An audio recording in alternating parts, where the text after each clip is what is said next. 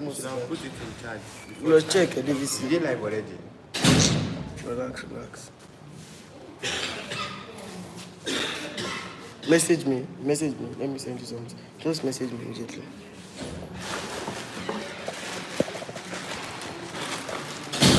Sit down, you come down and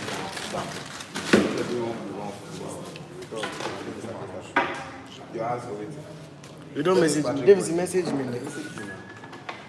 I beg Joshua. Mommy. Joshua. I don't message you.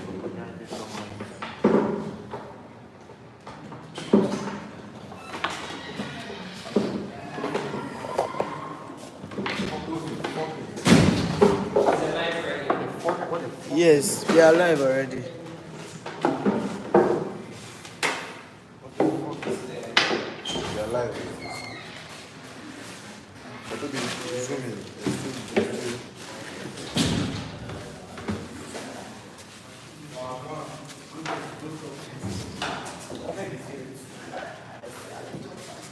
Increase your bed.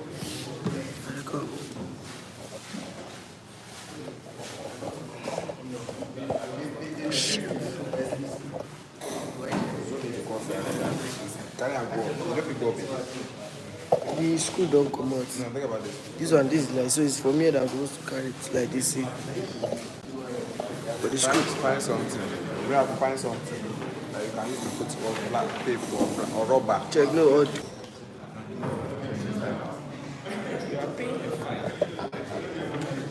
You say this one's no good. No, this one no they use.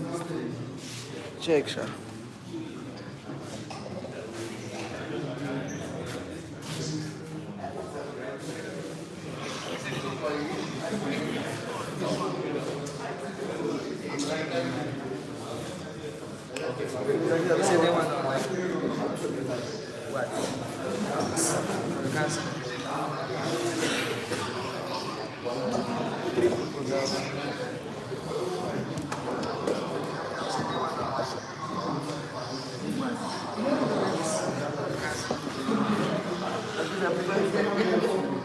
Reduce the way.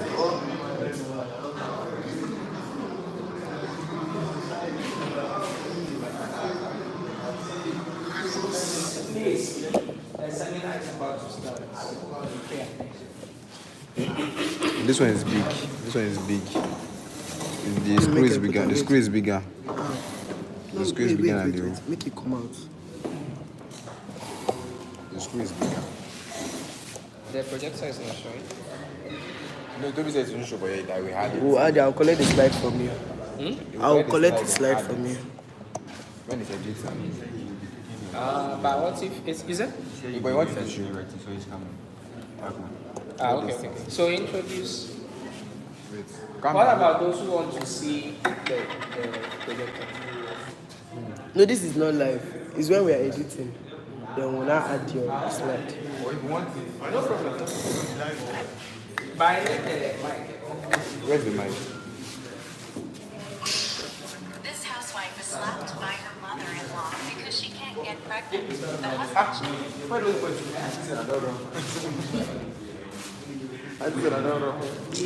Take, put them back. Yes, I go show. I go show. See this boy. Now online class. Good morning. Hey, please, we've started. No problem. Speak louder, we can't hear you. Good morning. Tony, where is the board? The mic. Wait.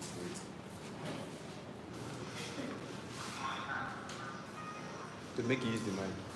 Please, those of you on YouTube and all those things, shut it down. Put your phones away, please. No, man. Make you use. I'm the phone now. Joshua. Okay, so you start.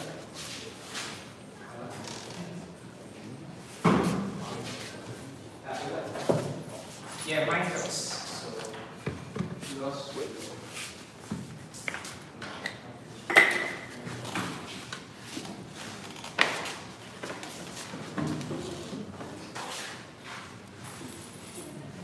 No more give the next person. Make him do your own introduction. So get.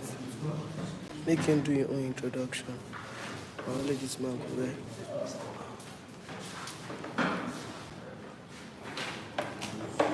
Make a meter.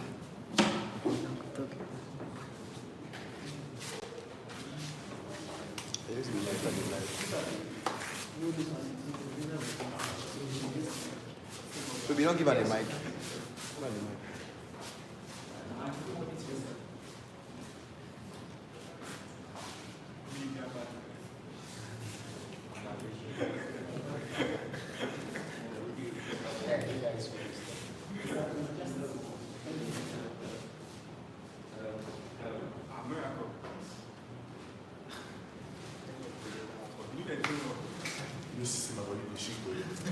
It's okay now. Maybe calm down. Oh yeah, bring her gun down. Calm down.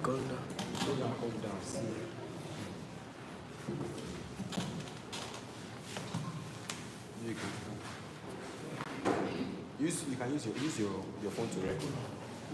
Go to record and use your phone. So in case. Let me use my phone. Sorry. Good morning to all. Good morning, my name is President of CITSA, Association President. I want to welcome each and every one of us to our seminar on the topic CV writing and project work composition. Feel free to ask questions and make system input to the topic as we go forward. Thank you, and again, you are welcome.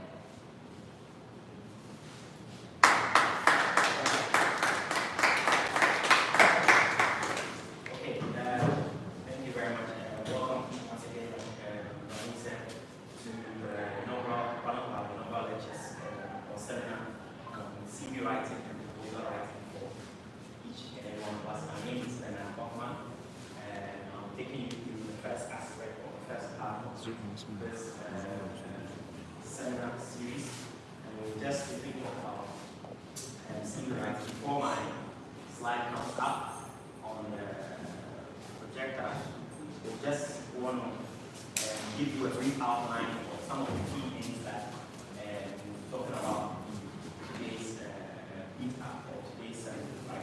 So I want to introduce you first, or just to give you a quick overview of what a CV really is. Some of us have heard about the word CV, and some of us have also heard about the word resume. Right? So we just want to give you a quick description of what they are. Some of the things we can use a CV for, some of the things we can use a resume for, and then we'll go through some of the key aspects or sections of writing out the CV. Right? Each and every person's CV may look different, depending mainly on what we are going to tailor or use a CV for. Right? You might be surprised, like every one of us needs or requires a CV to do whatever it is. Like even if your dad gives you a job, right? That job will require you to present a CV so you can put on file to display your competence. So I hope that with this brief introduction to what CV writing and CV is, we can at least build up our curriculums and get the employment that we require. Now, what is a CV? What is a CV? If I may ask. What is a CV? Yes.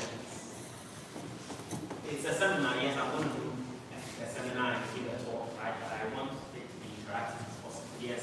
I think a CV is like a document that shows like your biography or like things about you, like few things about you, not all or something. Okay. So I like that.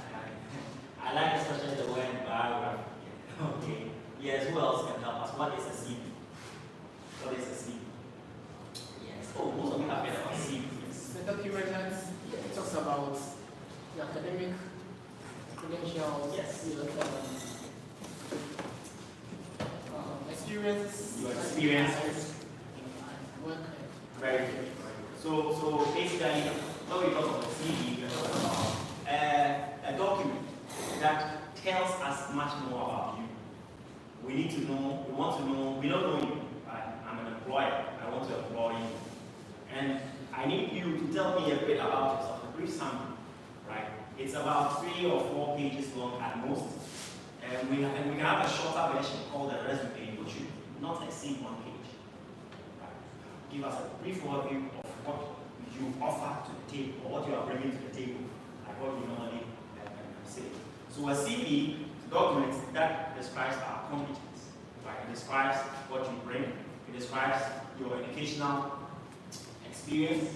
It describes your work experience if you have any work experience, right? For those of us who are in school currently, our experiences could be, our work experiences could be something of an internship, right? If you have heard about the word internship, right? So it's the work that you do whilst you are in school. And then we can have other information like references, other information like projects you undertake whilst you are in school. That information is there. You could give a brief overview or a summary of your work or what you are all about. We call that a CV objective or summary, personal summary, personal statement. You know, if you've seen a CV, a sample CV before, you see a template like that, or a small 2-3 line statement that describes what you're about. For example, I'm a computer science student, recently graduated computer science student, and I'm hoping to join a team that can, help improve my skills and offer my very best. So these things in CVs help you to get a grasp of it. Somebody asks, so what is then a resume? What is a resume? Resume. Who has heard the word resume before? Resume. Yes. I saw a hand. Okay, I saw a hand. Resume is the same as the CV. yeah, but just like the resume is just a shorter version of the CV. Okay, very good. Okay, so like what he's saying, resume is a shorter version, but comparatively between the CV and the resume, the CV would be for academic credentials. If you're applying for scholarships for school, or you're applying for a master's degree, or you're applying for some other academic job in academic field, like a lecturer or some of these things, you would like to know every single thing about your academic credentials. Every single thing. So that is described in or within the CV. But if you're applying for a job, for a nurse, registered nurse, or you're applying for a job, software engineer, we would like to just briefly know about it. So the resume is much more compact, brief, and describes in general something that we would like to know, your skills, what you offer, and those things. Then when we get you to the interview, we can ask you some other things. Hope you understand. So that is the key difference between the two. Now, one might ask, why do we need a CV? Why do we need a CV? Yes. Anybody know? Why do we need a CV? Yes. What's the reason for a CV? The gentleman? Yes. You are dreaming about it. Let's hear you out. Why do you think we need a CV? Yeah. Yeah, it was an In place of you presenting your hard copies of your credentials at the time, the CV would be there to talk much about those than before they are requested for. The CV is there to talk about your credentials in the absence of the hard copies of your certificates and all those things. Before, maybe later, those hard copies will be requested for. Okay, so that's true. To agree, that's very true. Right, so the CV, yes, okay. Well, I don't know what you say. To show the qualification of the job. Yes, the CV shows your qualification of the job. Yes, that's very true. Yes, who else can help us with another? I'm glad to get my slides here. The internet is so give me some time. Yes. Yes, who can help us? Yes, sir. To give a description about who we were. Okay?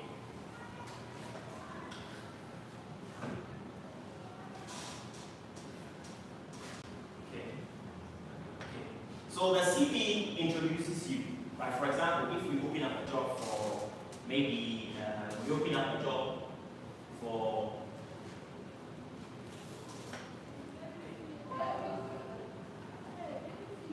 so we open up a job for software engineer. Right?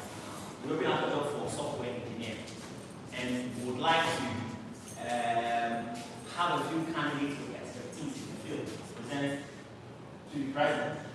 We, at that time that we open for 1 month, you can't have all of you come in 1 month. So your CV is like a summary, brief summary of your credentials and your potential as a candidate for the job. Your CV provides the employer a perspective. When we see you, because when we see you, maybe we ask you, okay, are you, most employers are not perfect, of course, right? They don't want to be biased by asking you to come in from the start.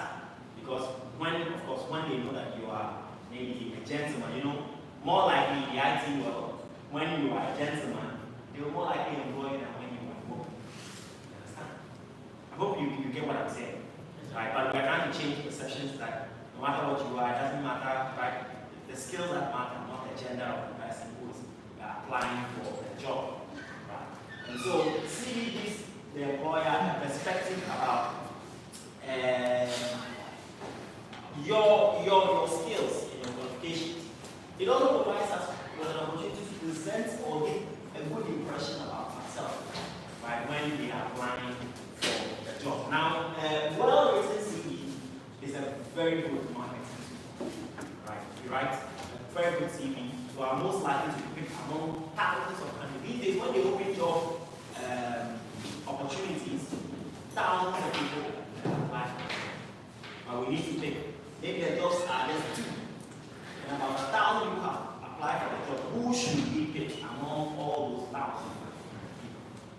So the CV gives us that opportunity to do that. Now, before we go on to the sections, what are some of the principles we can, guiding principles we can use, we should adhere to when we are writing CVs? People are in the habit of lying. Please do not lie. If you can't do it, don't write. I don't think people write a lot of things on their CVs, right? You know, when you open people's LinkedIn profiles, you go and look at a summary of their credentials. Hey! The things they are saying, chief executive officer of, hey! You were a chief executive officer, why are you looking for a job? That kind of thing. And so, we should, yes, as much as we try to make the thing look so flashy, right, we should try as much as possible not to lie. If you can't do it, don't put it in, right? It's all right to say, to go straight and tell us your skills. It's all right. You don't have to beautify the whole thing in any way whatsoever. Are we? Then 2 be clear and concise. Just go straight to the point. Right? There's no need to write an essay there. Yeah, it's not for essay writing. You don't have to write 5-page CV or 6-page CV. No, you have to just be clear and concise. Adopt things like bullets.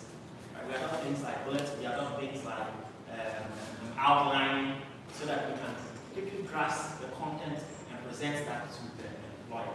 Most of you will hear about the job. You barely read about the job description, and then you just post a CV that you have done like 2-3 months ago. You just post it without even reviewing the contents of the CV. Right? Now you have to tailor your CV. Right? Some of you get them from online. And most of you just copy the thing from online. And you just change the name, change the age, change the school. Sometimes you don't change anything, you just shoot it and it's out there. Right? So you please, whatever CV you have now, that's okay. But we would like to advise that as students and as people who are coming up new to the new perspective of the world, try to tailor your CV. If you have a template you are editing, try to make it suit your particular needs. You don't have to make it look the same. Just suit your particular needs. And then spelling mistakes, one of the things that get all the CV trashed.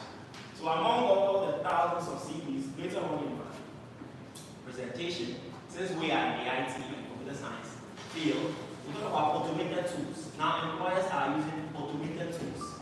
Right? If you don't know it yet, you know you're going to be reading your CV in the first round of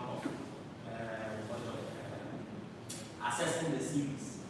Right? These days there are online tools, HR tools, online CV checking tools that you just give it the job description and you throw a bunch of CVs in there, it runs through and it spits out just a few that meets the job description. Right. So please and please again, read the job description that they're asking for and then try to tailor your CV to capture the key words in the job description. Hope you understand. Get that. And don't leave on a screen gaps like some of you, your CVs, you have like 2-3 years, nothing there. Came to school, you know, started school in 2021, you finished maybe 2024, right? And then 2025, sorry. And then between 2025 and 2026, you didn't do service, you didn't do internship, you didn't do anything. Nothing is there. There's not even a project within that period to specify that, oh, whilst you were in at home, you were doing maybe some projects. Right? Put something you are doing. That's why it's important to do something. And you start that in your CV. Now, it's a numbers game. So usually employers are looking for people or employees who have had impact. When I say it's a numbers game or who have had impact, what we mean is that in your CV, we're trying to as much as possible be quantitative. So even if you are a teacher during your period and you want to include that in your CV as being a teacher, you need to let us know specifically that, oh, I taught 5 students. Don't just write, oh, I taught some students. I taught students in the primary level. Tell us, I taught 5 students in some primary course. They want to know your skills with regards to the number of people you have. You understand? Right? The CVs have to be a numbers game. Right? And keep consistent fonts. Right? Some people copy this from here, you dump it in there, you don't even format it, copy another thing, you dump it in there. You see, when you look at the CV, you see 2 different fonts. Right? One font face, one font family, or one font size looking like Calibri, another one looking like Times New Roman, another one looking like Verdana, another one looking something else. Right? Sans or something. You know? So that whole thing doesn't capture professionalism. Right? You need to be as professional as possible. And then you use spaces and bullet points to make your CV look very organized. These days there are a lot of templates. We're going to talk about this also at the end of the presentation. Now, first part, right? There's one you did not see, that was my initial outline. I thought it was essential sections. Right? So in the essential sections with the first part, I know every CV has different things you want to present or you want to show. Now, the first thing you should have in your CV or the first part of your CV should show us or should tell us your contact information. You should let us know who you are, first of all, your name, your full name. Right? Some of you have nicknames, right? Ghetto Blaster or Shakawale's child.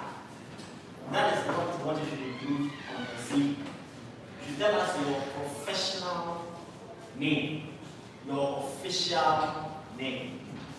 So, Yao Prebu name or Kofi Ama, whatever your name is, your last name is. Then you should indicate your contact information like phone number. At least if you are applying for a job, you have a phone number. Right? A number that you can be reached by on personal. Right? A number that you can be reached on personal should be included.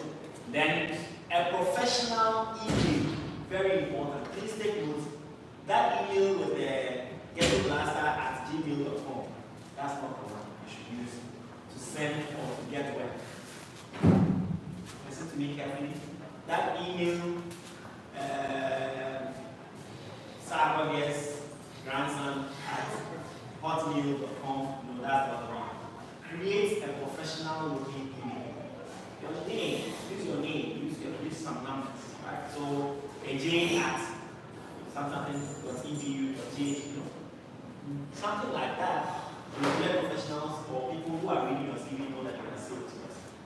Right? Not that there's no bias, but even if your CV goes through screening and they pick up your CV and your email is ghettoblast@yahoo.com, right? People are going to say, this one too hard to get through the screening, and they're going to go away because it's a numbers game.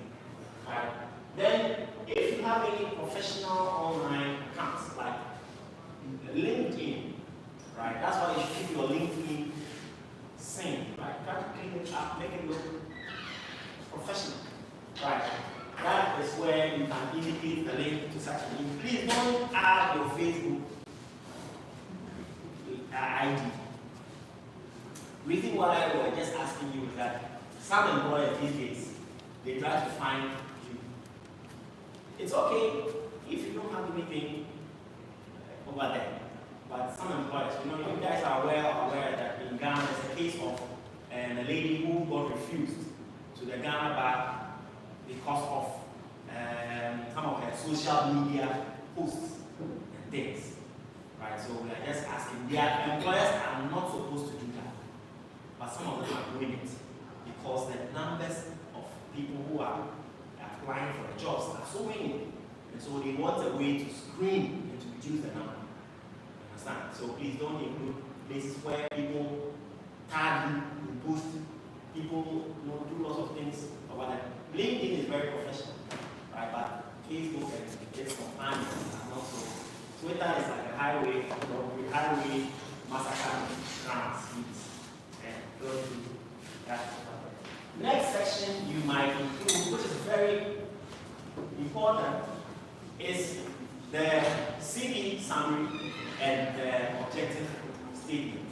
Right? Very, very important. You need it to be come just after your introduction or your contact information. You need to include something called a CV summary or objective. Now, if you are a student, you should write what we call the CV objectives, right, or the objective statement. Right? This is a simple 2 or 3 line paragraph that describes what your skills or your goals. Right? If you are a student, you should focus on, because you don't have a long-term employment. So you are now hoping to get into the employment market. And so you write it such that people or employers will know about your career aspirations. I'll show you an example. I have put that over there.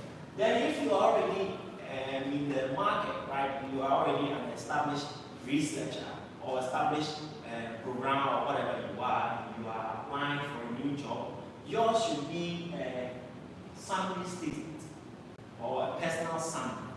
Personal summaries are quite different from objective statements. Personal summaries give us what you bring to the team, what you bring. So the two are quite different in the way they present the information. Now the objectives, like I was saying, it details your skills and how you are fit for the position. Whilst the personal summary, right, it details your goals and how you have progressed over the years that you have worked at where you were working. So they are quite different. Please try as much as possible to know what exactly you are applying for and how to present yourself. If you have been a teacher before and you are now applying for a programming job, it's a new something you are venturing into. You shouldn't apply and write a statement as though you know everything about programming. Your statement should indicate your skills that you have currently learned and how they can be useful to the institution or to the company you are applying to teach, to work in as a programmer. So I asked ChatGPT, right? I have access to GPT-4. I asked GPT-4 to cook up something for us and then this one I copied and pasted it in here. So I asked GPT-4 to behave as if it's a student applying for a new job. It's a graduate student, computer science graduate, applying for a new job. And GPT-4 cooked up this small thing, so I want to read it for us, right?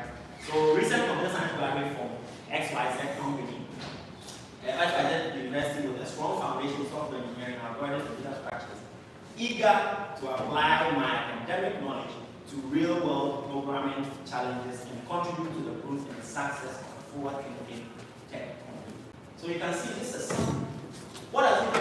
What does it incite you? If you look at the scope, what does it do? It tells you, the employer, that this gentleman or this lady has recently graduated from university and he has the skills, he has this knowledge, he's ready for this type of work, and he's eager to bring his expertise on board. It also challenges you that if you are a forward-thinking tech company, you understand?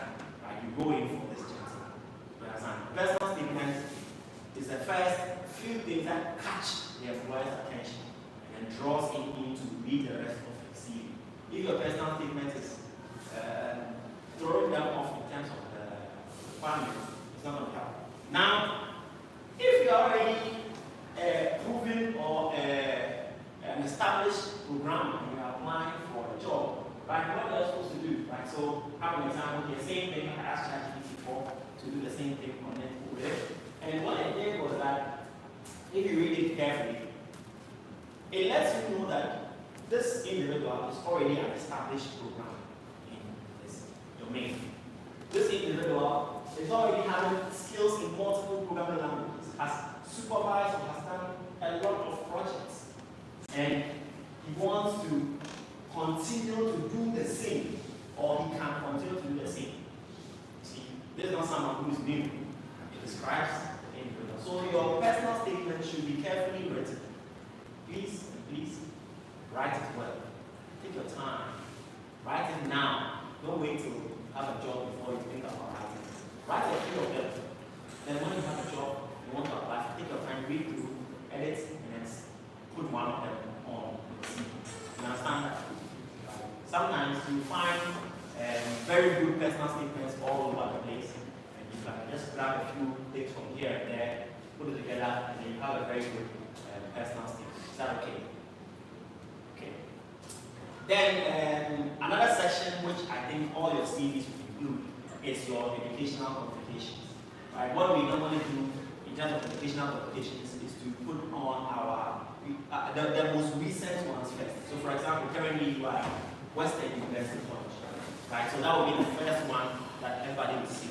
But your secondary school, or those of you who have already had a degree before, those previous degrees will follow after the one from Western University. Right? So how do you write your university name?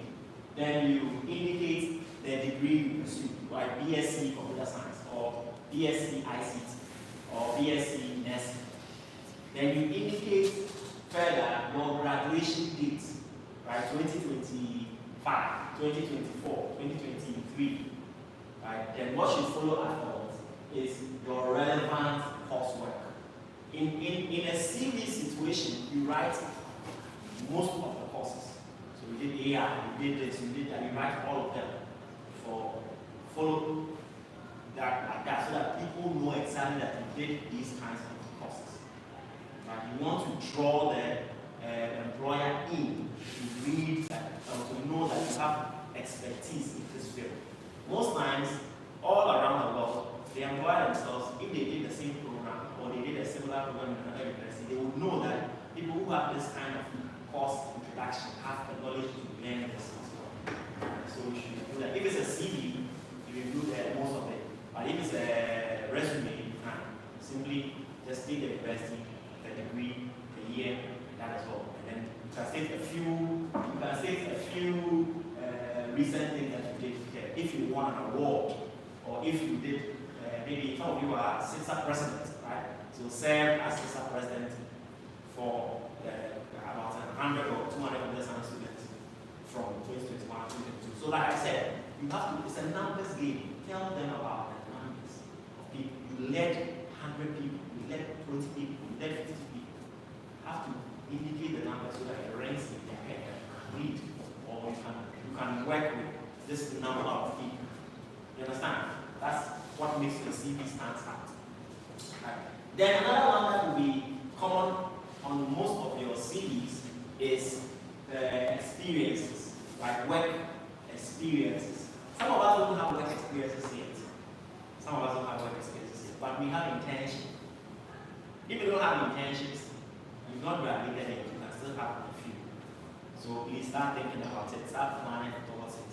Right? You need to fill your CVs with some, at least one or two experiences. Don't only fill your CV with national service. National year, no, we are waiting, they say, oh, national service, I'll do service. That's the only experience you put on your CV, you know. At least put one or two on your CV. Right? So how do we put that? You have to let us know the name, the title of the job or the description. Right? So you were maybe a sales boy, or maybe you were the IT or technician, or maybe you served as the assistant, something. So indicate that, and the company name, then the period in which you work with them, then your roles. Here, you have to let us know your roles, what you did when you were there. So not everything, but at least also I responded to customer queries. It's also one of the things, right? Assisted in servicing company machines, right? So those kinds of things, right? So there too, it's good to indicate if there are any numbers. It's good to indicate the numbers, right? So if there are any numbers, it's good to indicate the numbers. I have an example. This one was generated by ChatGPT, by GPT-4, precisely. And here it's describing the software engineering role that the individual who worked between 2020 and 2023 did at XYZ company. So you can see the title of the job, software engineer, the company they worked in, and then the period in which they worked. And then you can see that in the experiences, make sure your roles are verbs. Listen carefully. Use verbs. You did things at the company, so use verbs to indicate. So the individual led the development. Understand? So that you know that you have that leadership quality. Second one, supervised. So you look for verbs to hit or to drum home your experience over the time. Right? This is where people tend to spice up their CVs and say a lot of big things. But please mind you, some companies are in the habit of checking. Right? Once they know you work with XYZ and they have access to the internet, they can get XYZ number, you call them, to find out whether truly you work there or not. So please be truthful as much as possible. Right? Companies or institutions like when you're employed for army, I don't know if you know already, but when you're employed or you are applying for institutions like the army they go around, right? West End, we get them here all the time. And you come out with the names of the students who have applied and who are in the training. They will beat you after 6 months and they'll come here. And they'll come and check whether it is true that you came to school. Whether it is true that the grades you gave them are the grades on our system. They come all the time. BNI will come, National Security will come, and the Army will come. Check. And so, please and please again, try not to overly emphasize your skills. Very, very important. Right? The things you did, indicate them. Right? If there are only two things you are sure that you did, indicate them. Right? So, last but not least, depending on the CV you're writing, you could include some of these. Right? Like the skills section, right? To tell us about hard or soft skills. Who knows what a hard skill is? Who knows what a hard skill is? Yes, what's a hard skill? Yes, examples. Okay. The competencies that we do with our hands, the skills. Yes, competencies that you have, right? In your hands. So, development, right? If you know maybe how to use this graphical editing tools, those kinds of things, right? Those are competencies that you have, skills that you have. Then what are soft skills? Soft skills. Okay. Say let's again. Okay. So they are the attitudes, our reception, our attitudes that we show to people, how we relate to people, the behavior that we So soft skills are not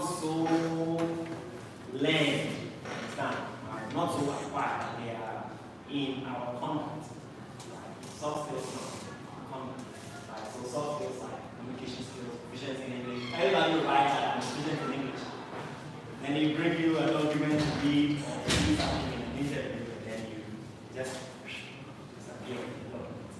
Right? So, and those are the things. Then you have to take it. In fact, that's what I'm saying. First tip is to read the job description. I read it, and then tailor it to the requirements. Then activities you can indicate that if you have any other activities or honors, right, that you did. Maybe whilst you were in school, you served as assistant president, assistant secretary, or you served on the SRC, or you served as the leader of so, or you were the nursing students champion, or football captain or something. You know, it is also very good. Not only we are not sometimes they're not only looking for people who are what do you call it, academically inclined, but who have extracurricular skills, like members of associations and stuff like that. They're all very important. Right? Sometimes you never know somebody who's interviewing may be a member of that association, another branch. Because of you being a member of that association, you might trust or might recommend you. Right? So please indicate that one. And then for IT and computer science students, you should have a section on projects. So I catered the CV thing for IT and computer science students. You have a section on projects you have done. You should get a GitHub account or any of this RVC platforms, right? And then do some coding, start them over there, and then let point us to where we can find information about the things you have done yourself. It's very important. Right? So try and do some projects. Every year at least try and build a project. Something you are building alone or building with help, assistance. Then put it online and people to see that you are working. You are still in your thing. Right? It's very important. That's nice. It's a networking project, it's a programming project, it's whatever it is. Just try and do something. And if you can, let people know that you are doing those kind of things. Then every CV finally should have or must have a references section. Right? References. Now take note, you should ask the people you are going to use. Don't just put the person's name on it. Right? Ask the person for permission. Don't just put somebody's name on it, somebody's phone number, and you'll be there, and then you'll get a call, oh, I'm calling from so-and-so company, you know Mr. So-and-so. Oh, yes, I know him. He says you're a reference. He never told me. Right? Now, the thing about academic references is that in academic references, we have to be as truthful as possible. Students who call me and ask me for academic reference, I tell them we have to be truthful as possible because it is our name out there. Hope you understand, right? So try as much as possible to be there academically, so that we can write the truth about you when you ask for a reference. Or it's sometimes the write a reference for students is very hard. Right? They are trying to use certain words to evade saying certain things. Right? So try as much as possible to involve yourself academically too. If you need academic references, please, you can ask us, faculty, we are here, we can provide you with references that you need. Right? But mind you, will be very truthful. Right? So please take note of that. Now, let's just address these issues. So why work hard when you can work smart? That's the thing about me. Like, why work hard when you can work smart? Right? So after you get to know about all of these key things and what you want to add to your CV, you can use CV builders. Right? There are tools online that can help you build your CV. Right? So we have, if you want to work in the European Union, any country in the Europe, there are about 23 countries or close to 30 countries in the European Union. Right? They have a website and a free CV builder tool. You just enter information. Sometimes you just feed it a file to generate the CV for you. Right? It's there. It's all Europass. Yes, Europass CV. Right? So please, you can use that tool.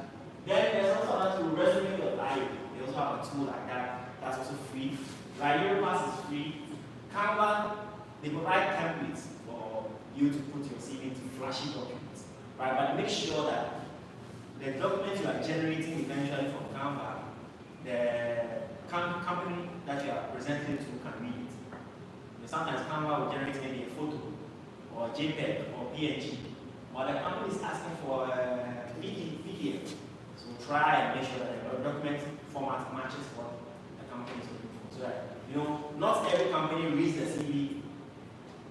Less human beings read the CV.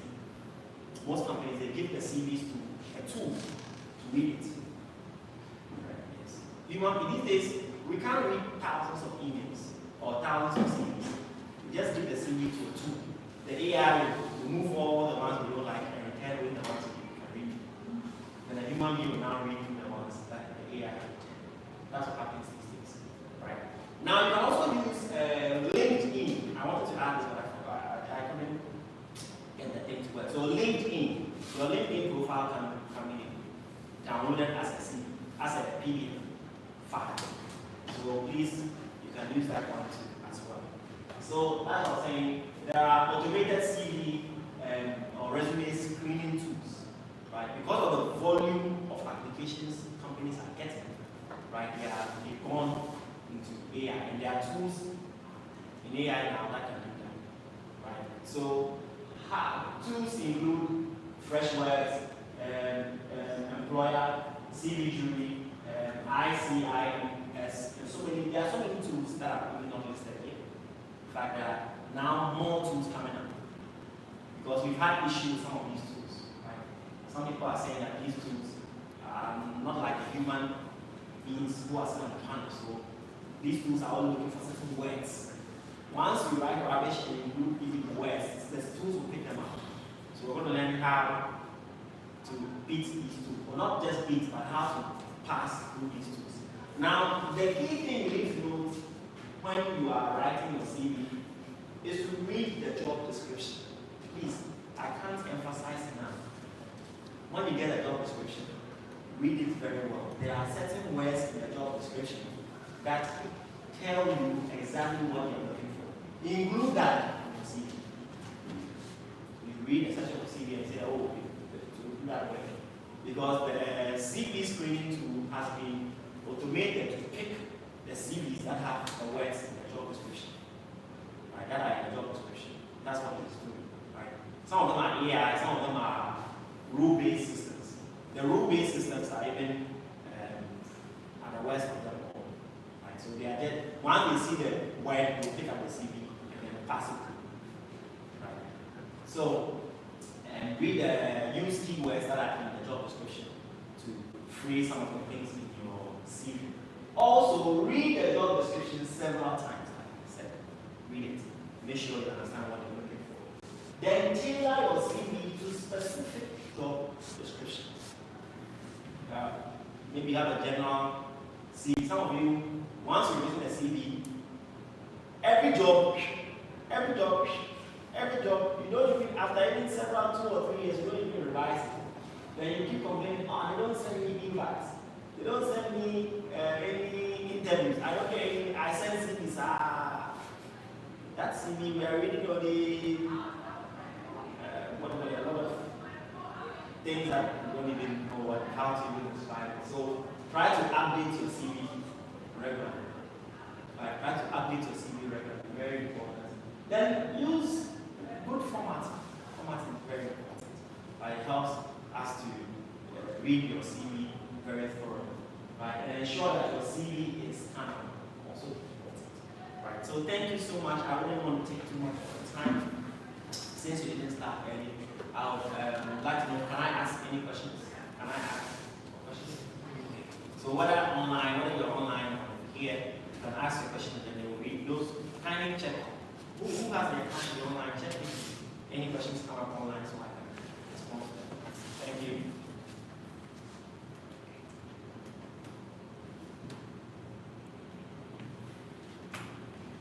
Yes. Please, when your submission, you said that maybe you had experience in different fields and moved to different fields. You need not to talk about. No.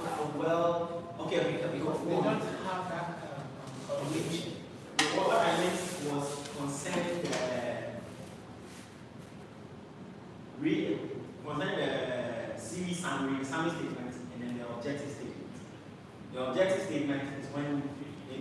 into the field and you are now, so you tell us your expertise or your skills and what you bring to the job. Right. And when you are changing jobs, usually, for example, if the change is too drastic, like for instance, you did nursing, and now you have learned data analysis, and you want a job in data analysis, you've written a CV out for data analysis. Nothing in nursing is relevant to data analysis. And so we can't hold you on that and say that, oh, I have 10 years of nursing experience. That doesn't help us a lot. You can state that later on in your job experiences, but in the summary statement that you are putting out there for people to read, a brief description about you, about your skills and competence, you should tell us what you have learned as a data analyst and what you bring to us when we employ you. See, there and then you have any expertise in data analysis. So in data analysis, you are now going out there into that new field. So you can bring in your job experience, you can bring that, but in your summary statement, make it an objective statement, which focuses more on your skills and what you are bringing to the job.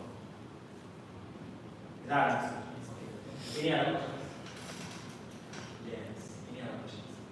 We are available, myself, Mr. Prestal, Mr. Adidu, and Mr. Julius. We are available. If you have a CV you want us to read through, please you can come to us. Or we are writing a CV, you don't even want to show us because you think we will talk.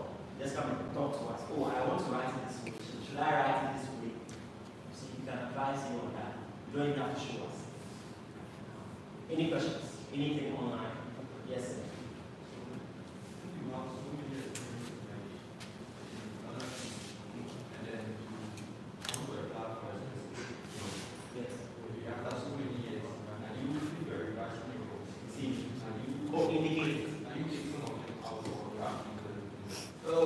I would advise you to indicate your experiences.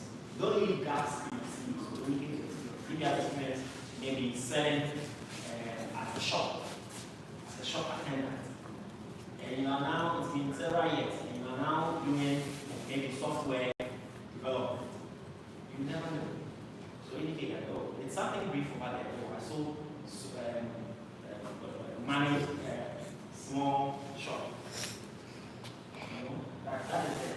But later on, the most recent experiences should be on the top. Like, oh, you did this, you did that. But in your area, like you have done shop attending. So at least they know that you have competence in managing something. You never know that experience. That's not experience to you now. That is experience where you end up. Most people start in lower level IT jobs and end up as IT managers, managers of IT departments.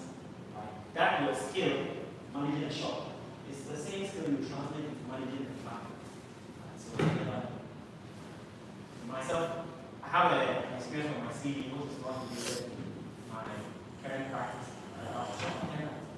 But it's still on my CV. I still don't take it out because it's important in managing. I've done things now that have relied on knowledge or skills I've learned. Yes. Yes. Try to make it short if you can. Don't exceed. I think you should not exceed about it. Right? Don't exceed. I've seen a long CV before. That was an academic CV. I think it was I've seen Professor Nina Green. I think the CV is like a short book. The conferences, like I told you, CVs are for academic purposes. So I think the CV was like a short book. Very long. Indicating a lot of things. Right? But aside from someone like him who will go for conferences, do presentations, do publications, workshops, he's responsible for bringing internet into Africa. So just imagine the kind of man we're talking about. He's lived a very old and long life. And so we have not internet in Africa. So if you can. Yes, sir. This question is online. Someone is asking for the slide. For the slide. This is on my Google Drive, so I press and I can share it. Okay, that's the only question on mine. Okay, so thank you very much, CITSA. We encourage you to do things like this. This is the reason why we help them to set up CITSA. To do things like this. And not to get shit. Thank you.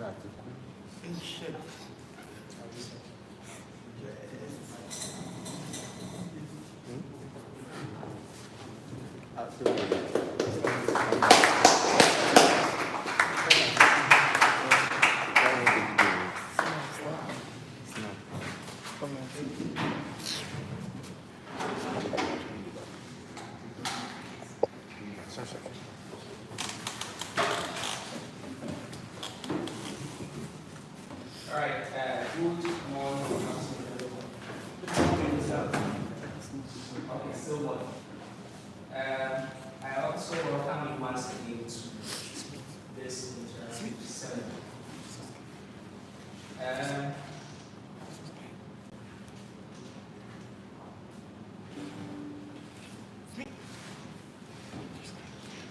As part of the undergraduate curriculum, you are all supposed to do a final year project work. So whether you are in the 100 or you are in 200 or you are in 300 or you are in final year, you are all required to do it at the end of the day. So the most urgent one is for those who are in final year. That doesn't mean that those who are in the 300 and 200 and 100 have to keep sleeping until it's final year before you start your project work. Project work is one of the most important aspects of your study year, because that is the final one to prove what you've done. So if, let's say, all the courses that you've done in your 100 to 400, right, you can choose a particular field that you are interested in, and then you can build on that to come out with a final year project work. So because of that, we expect a lot of you when it comes to that. So we want to know what goes into it for this discussion. So it's very interactive. This particular session is in 3 parts. So at the end of every part, I'll wait for you to ask questions before we move on. The first part will be about research itself. We want to know what research is. And then the second part is we also want to know what ethics is when it comes to research. And then the third part will be the literature review or references. We want to learn how to do a literature review and then references. Alright, so one may ask, what is research? You can't tell me what is research. Toby?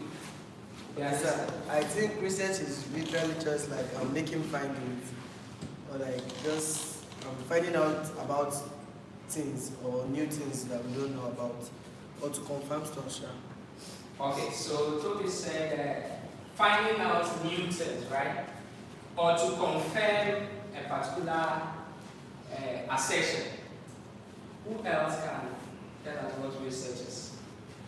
Okay. I think it's all about learning new things, like putting more knowledge, new knowledge into your mindset.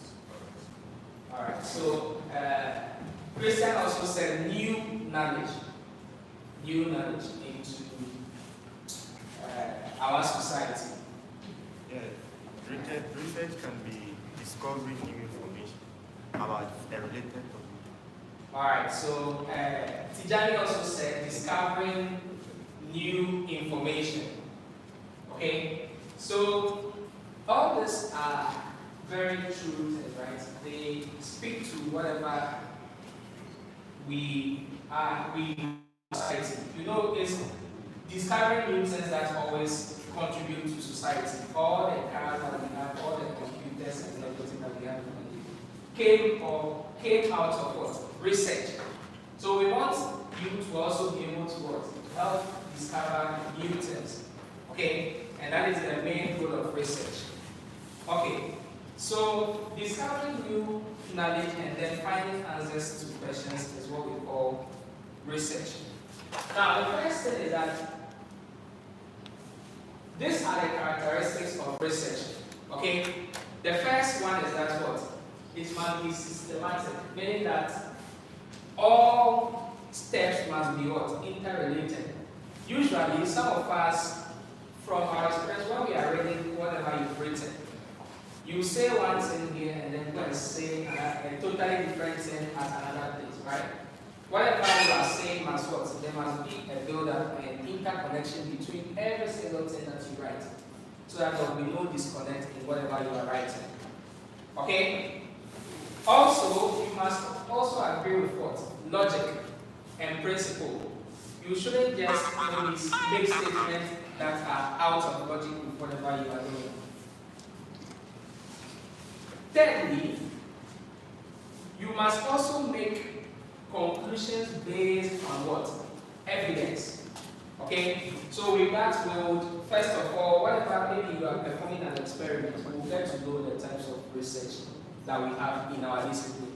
You must first of all make sure that there is evidence to whatever you are backing or whatever you claim. And also, not just evidence, but evidence from what other people have done. Okay? We shouldn't be the only one who is not making that assertion unless it's a new field altogether. Okay? Also, you must be very objective, meaning that you must answer the research questions as they are. So we'll also get to know what a research question is. You must also be able to make sure that it's transmittable and then quality control, where accurate measurements are made, right? Because, for example, if it's an AI research that you are doing, then everything must be accurate. All the measurements that you make, all the data that you are collecting, make sure that the data goes through a quality assurance process. And also you must make sure that your work is well designed and then your research has potential application, meaning that we can use it and then it will benefit society. Now, these are the very steps that we have to take. First of all, before you come out with a research, okay, you have to make sure that you know the problem you are solving, okay? Because there are so many problems in our society, and most of these problems too, we can use IT to solve such problems, okay? So, if let's say you are even in level 100 now, you can start thinking about a problem. You shouldn't just be in 400. For the 400 is very urgent, right? Because you are even supposed to present your proposals by this Friday. So you have much tendency to think about a problem to solve. And those 100 to and 200, 300, you also do have enough time to what? Think through a problem that you can solve. Okay? With the use of what? IT. After you found the problem, you must define it and then formulate what we call the hypothesis or objectives. Okay? Meaning that you have to, first of all, see a potential solution to the problem. That's what the hypothesis does. Okay? A potential solution to the problem, meaning that most of the times with this hypothesis, we look at two sides of the problem. Because most of the times there may be two possible outcomes to the solution of the problem. Okay? Then you also set objectives, meaning that you have to set exactly what you want to achieve from your problem or what you want to achieve to solve the problem. Then after you've done that, you can go ahead to do what we call collection, organization, and evaluating of data. Because in our field, mostly we deal with data in the ICT computer science field. We deal with data, so you have to what? Collect data that can help you to solve that particular problem. Okay? Then you go ahead to also make certain deductions or conclusions, meaning that you want to see ahead of what the actual data, when you analyze the data, what it will be about, and then you can what? Test them.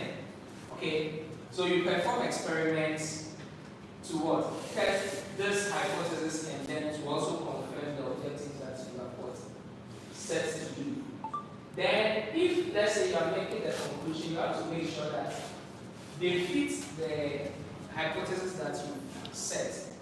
Okay? Because the hypothesis is also to solve a particular problem, right? So at the end of the day, these are the major steps. Okay?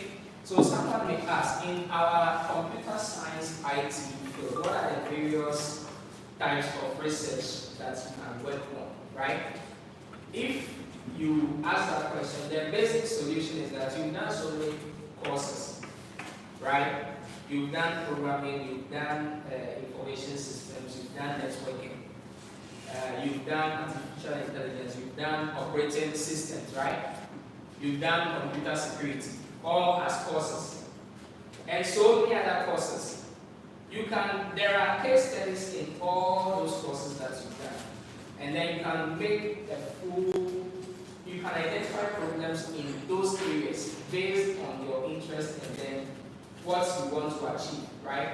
If you identify the problem, then that can form the basis of your what? Project work, or your final year project work. Okay? Good. So for that, you are free to explore. If it is a very feasible project work, you can know by yourself. If you are still struggling with that, you can contact any of us to help you refine your problem and then see if it's feasible or good enough to form a final year project work. Okay? Good. So in our discipline, we have a lot. Now, why do we do research? Why do we do research? These are some of the reasons why we do research. You can see the first one. We want to what? Add to the body of knowledge, right? All the textbooks and things that we read around was someone actually added that information to us, the body of knowledge. So we also do it to find out what happens in certain particular cases, right? We also research to find evidence to inform practice, to develop a greater understanding of people and their work. Okay? That is also another benefit of research. We also research to predict, plan, and control. Okay? Meaning that maybe there are future occurrences that we want to find out about, especially when it comes to artificial intelligence. For example, we want to forecast sales over a period of time, right? Then we can also perform a research. We also research to contribute to other people's well-being, right? Especially, for example, in IT research and then even nursing research, right? We are always finding out new ways of solving problems, okay? We research to come up with better ways of doing things and then to understand another person's view of point of view. So, what are the various possible products or outcomes of a research? This means that anytime you are performing a project work, these are the possible outcomes. Okay? Of which you can see the first one. Maybe we want to come out with a new product. Okay? Or we want to improve a particular product. So, for example, over the past few years, people have developed information systems. Okay?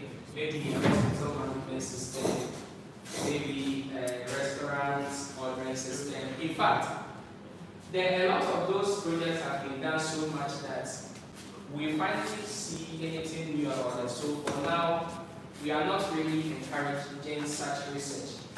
Okay? Because most of them are already in the system, and then there is some form of saturation over there. So unless you can actually bring something new on board or a very significant improvement, then we will allow you to do such research. Okay? Good. Then it can also be a new theory that you have in mind or you think you can prove. Okay? Then we can come out with that. It can also be a reinterpretation. Maybe there is already an existing theory, right? But the theory is not so clear, and you want to what? Throw more light on such a theory, or you want to perform an experiment to prove that theory, right? Then that one you are free to what? Tell us, and then we can help you to refine that particular project's work. It could also be a new tool or technique that you want to tell us about, or you want to use in your research, or you want your research to be able to prove. If that is also your case, you can let us know. Then it can also be a new or improved model. Okay? It can also be a new or improved model, or an in-depth study into a particular situation in IT, right? Then you're also free to embark on that. You can also explore a topic, an area, or a field, or perform a critical analysis of a particular area. Then it can also be things that you did not anticipate, right? Maybe you are performing a research and then you discover something new out of it, right? And then that can also be a possible outcome. So far, how then do you start? First of all, you may be wondering how to get topic ideas, right? If you are wondering, what you have to do is that make sure that you try as much as possible to brainstorm. Meaning that there are so many fields. First of all, you have to know what you are interested in, right? Then you look out for possible problems in that particular field that are yet to be solved, or maybe there are already problems, but you have to help in improving on those the solutions to such problems, right? Then you can use that to brainstorm. So you can also contact any of us for such ideas. Maybe you have that idea in mind, but you don't know how to go about it, right?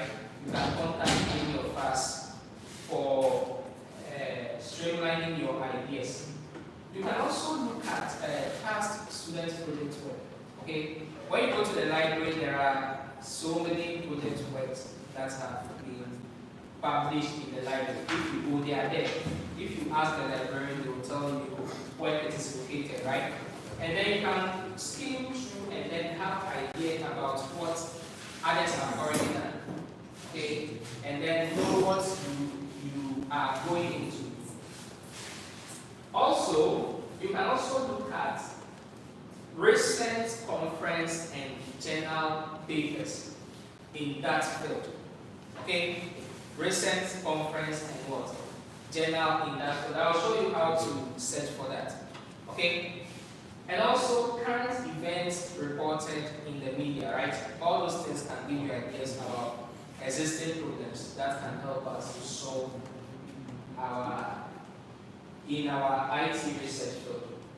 Also, needs by potential clients. Okay, maybe you have a pharmacy that maybe has contacted you to develop an information system, and then you feel that that can become a project work, right? And then you can what? Go ahead and then study their systems very well, and then see if it's feasible enough to become a final year project work. Okay? Then it can also be a call for a conference paper or special issue of a journal, meaning that these conferences that others have already written, maybe you've seen that they are interested in some particular topics that they want to be published. Then you can also take that as your interest. Then the last one is that people making assumptions or assertions with little supporting evidence. Maybe there are several assumptions that we make, and then it doesn't have any evidence to support it, right?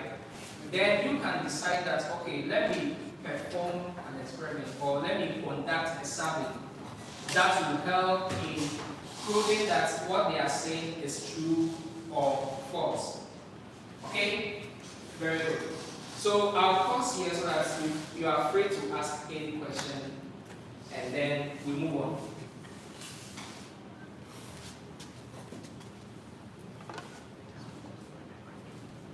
So those online can ask questions, and then those offline can ask questions. Now I'm going to ask which of those three?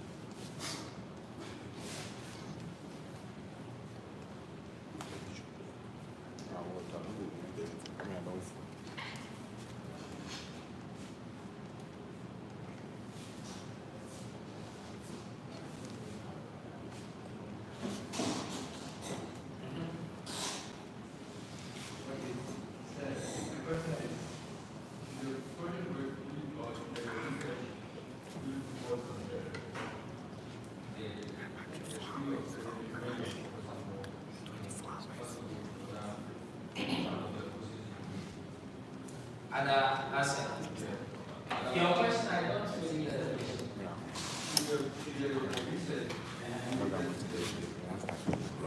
Where you want to? Okay. He is asking that should the research be tailored towards where you want to specialize, right? So, for example, maybe you want to specialize. Maybe you are interested in networking, right? So you want to pursue a networking career or computer networking career when you finish. Then it means that you can look at a problem in that particular area and then focus on how you can solve that particular problem. I hope you get it. So for example, over the past few years, some of the students have focused on using networking tools such as the Cisco packet tracer, right? To develop a networking architecture for example, Western University. And also a fire alarm system? Yeah. Yes, a fire detection system using a computer network. Okay, and which other one? Home, smart home. Yes, smart home, right? Developing a smart home system or a smart home network. Okay, and that is a very good research, right? Or a very good practical application in networking that can help them to understand networking architecture, setup, configuration, and so many other things involved. Okay, so it can also depend on what you want to pursue in the future. Then you get a better understanding of that particular field of study. Okay, that's why for us we don't limit you. You have to find your interest and then you can get a topic in that area. Okay, any other question?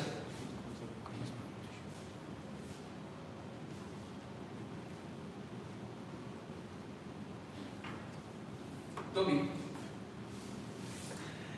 Alright, so you can use this particular tool to search for research articles and then journal articles, both conference and journal articles.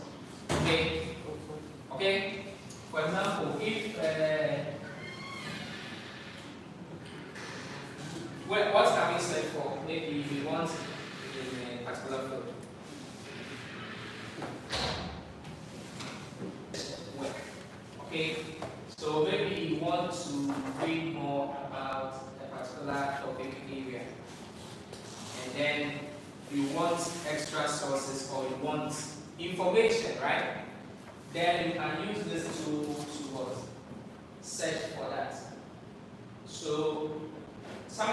are books, some of them are journal articles, some of them send you to websites that have those journal and conference articles for you to read.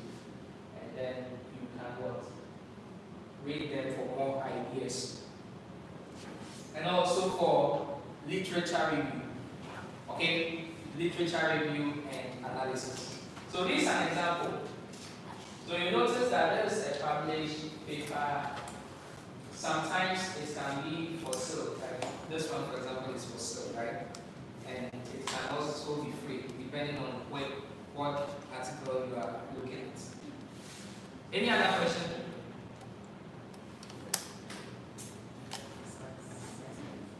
Any other questions?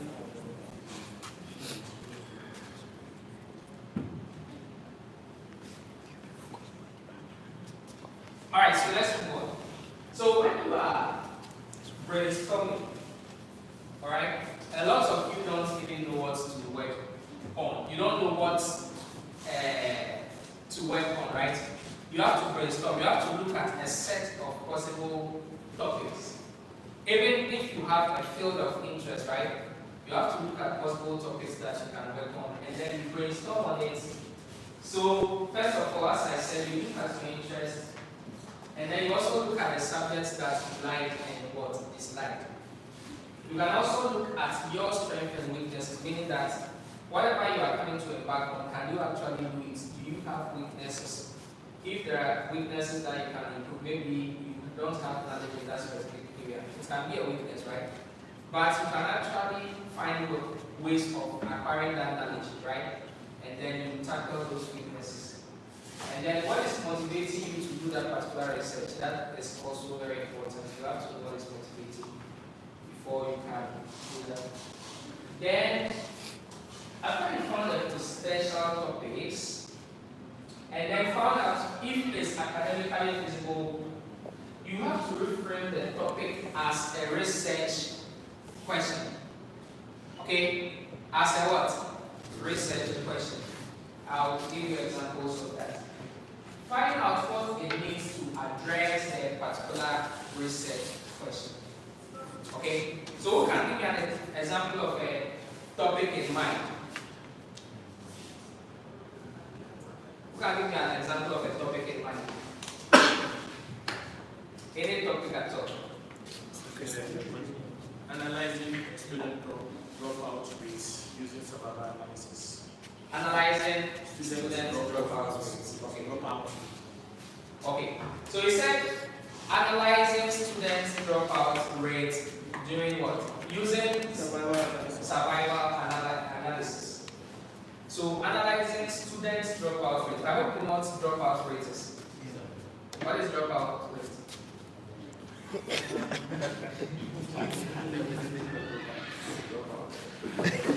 Okay, dropouts. Stop schooling, very good. Okay, so dropout rate is the rate at which students stop schooling. So maybe in a year in a particular school, more than 15 students drop out, right? On average, let me say on average, sometimes it's 10, 12, 14, 15, right? Then we call that dropout rate. So who can help us with a research question? We want to form this into a research question. What are the possible research questions that we can form out of this particular idea or topic?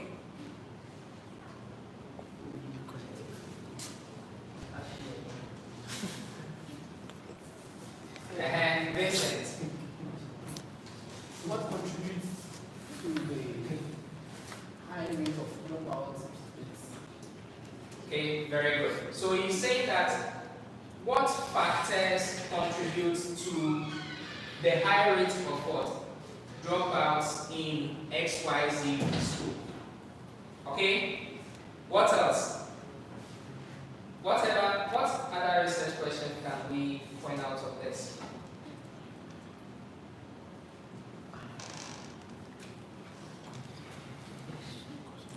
And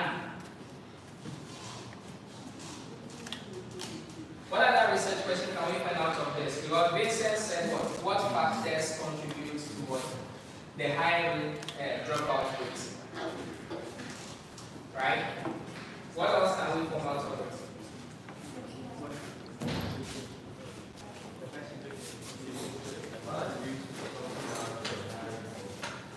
What?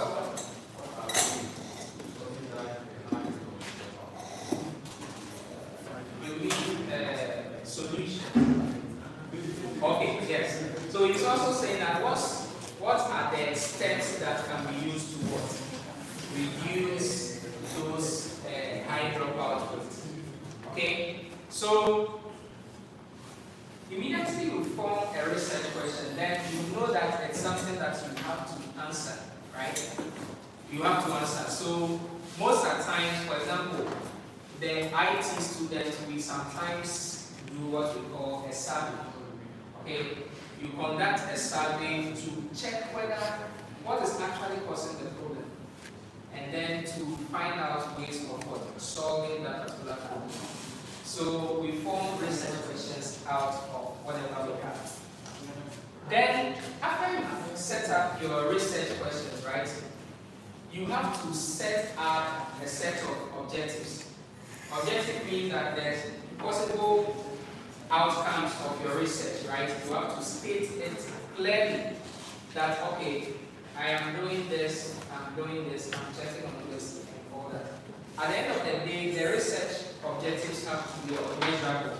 There should be things that you have to be sure that you can achieve, and then in your discussion of research, you make sure that you state whether it has been achieved or not. Okay? Yes, sir. Good. So, after you are done with the objective, you have to also check on the feasibility study. You have to check whether your research is likely to offer something new for the target users. And then whether the topic has symmetry of potential, meaning that does it have maybe two possible outcomes, right? Two possible outcomes. So when it comes to hypothesis, we'll talk about that. And then your research also contributes something to knowledge.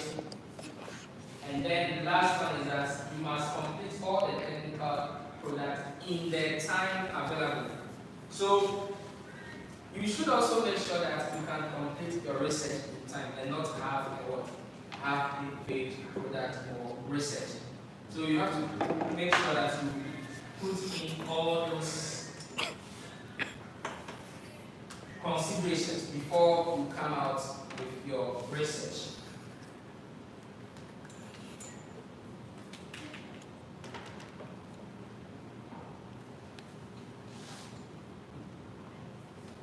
Okay, let's come to the next aspect of what we have for today. The next aspect is what we call ethics.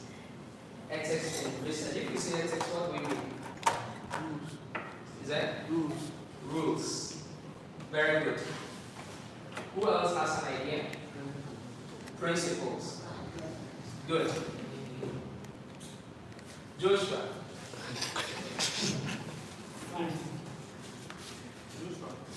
What is ethics? We've done that as a course. Yes. You can still do that to your class. Alright, so as we said, we have rules and principles that guide research, right? We don't just do research out of the back. Everywhere we have laws. Ethics doesn't necessarily mean laws, but what? They are just guidelines that we have to follow to ethically get a research done. Okay? Okay. These are some of the ethics of researcher, meaning that number one, you have to be what? Competent in whatever you are doing. So maybe if, let's say, you are working on a networking project, right? It means that you need competence in that field before you can embark on that field. So make sure that you read as much as possible, you practice as much as possible, and make sure that you are up to date with all the networking technologies, right? Before you embark on such a project. Secondly, you must report what? Results accurately. Okay? Whatever you research you are working on, right? You have to make sure that you report results accurately. You don't just bring what? Cooked data and also cooked results. Okay? We all frown on that, especially me. If you bring cooked results, I'll let you start all over. Meaning that if, let's say, you are conducting a survey, you don't just maybe conduct a questionnaire and then go and answer them yourself, right? Send it to the exact audience that you said it is for. Make sure that they fill all the important information, and then you analyze it before you can make your conclusions. Okay? And then when you are making your conclusions, you report it what? Accurately. Okay? Thirdly, you manage all your resources honestly. This one involves, if it involves money, right? And then maybe you are given a budget, then you have to make sure that you manage it very well. Also, acknowledge at least if, let's say, you use someone's research, right? Or you made a claim that you know you did not prove that claim, then you also have to make sure that you acknowledge them. So we'll devote a whole session for this because this is very important. We want to know how to acknowledge others. Also, you must consider the consequences of research and then speak out on societal concerns related to the area of expertise. So these are some of the ethical responsibilities that we have as what? Researchers. Okay? So when you are working on your project, make sure that you pay attention to all these things when you are working on a project work. Now, these are the various steps of a general project work, especially if you are working on a survey or a data analysis type of project work.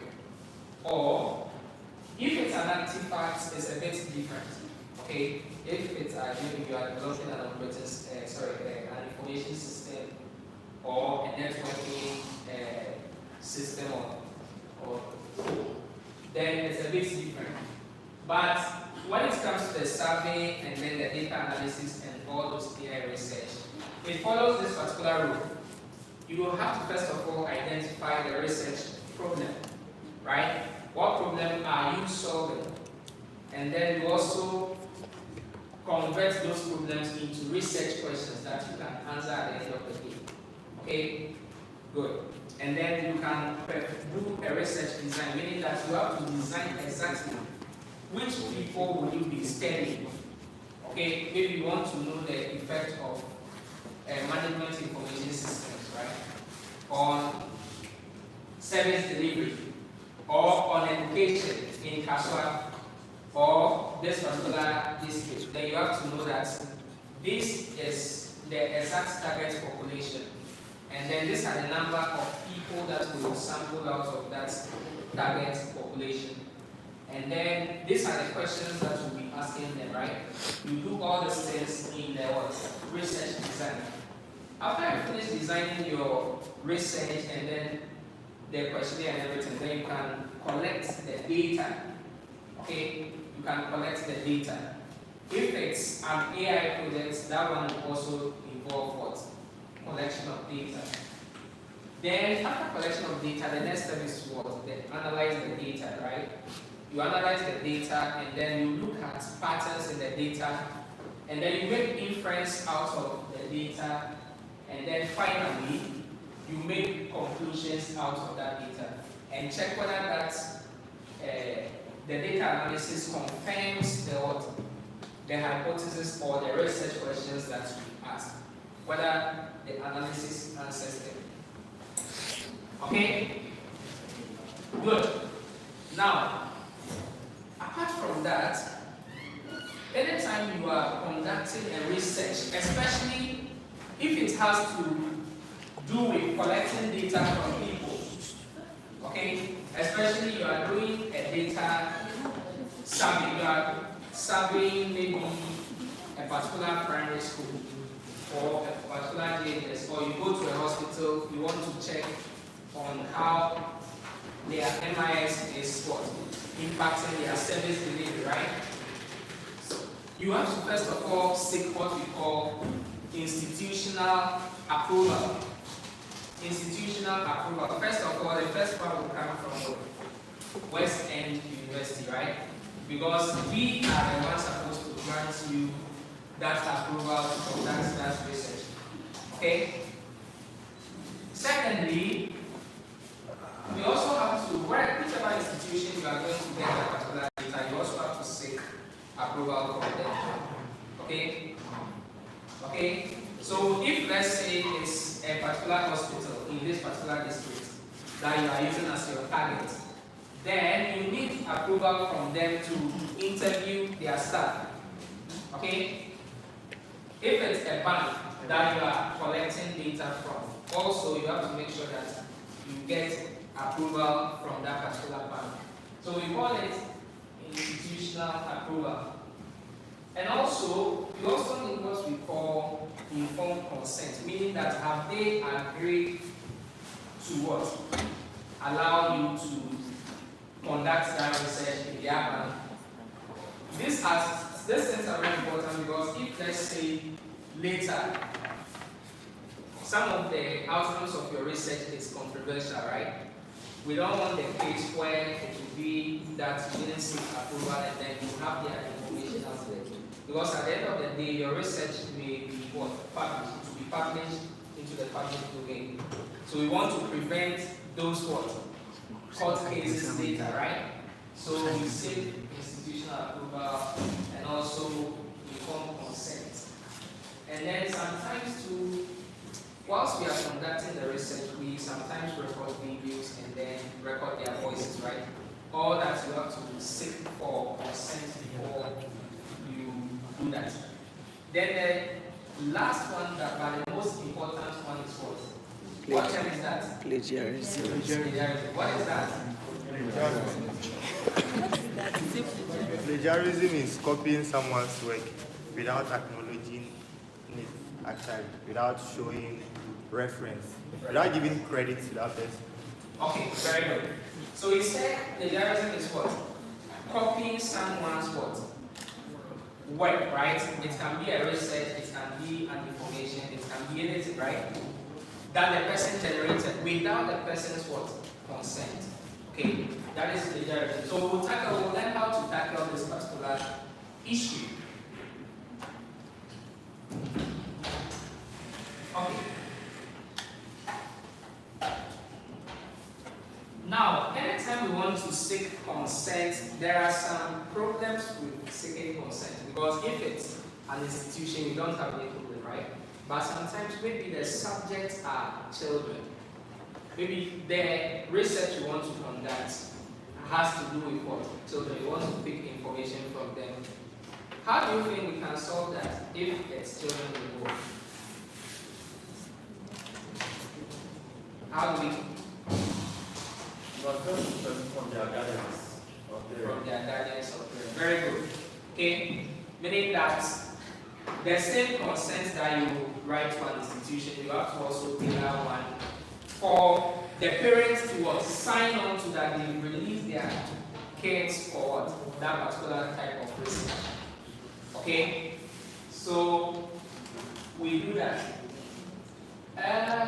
When you are trying to involve someone in, for example, a survey or data collection, because it's not always a survey. Maybe you are collecting data from them, maybe their faces, right? You want to use it for an analysis. You have to first of all clarify exactly what the research is about. You do it in writing.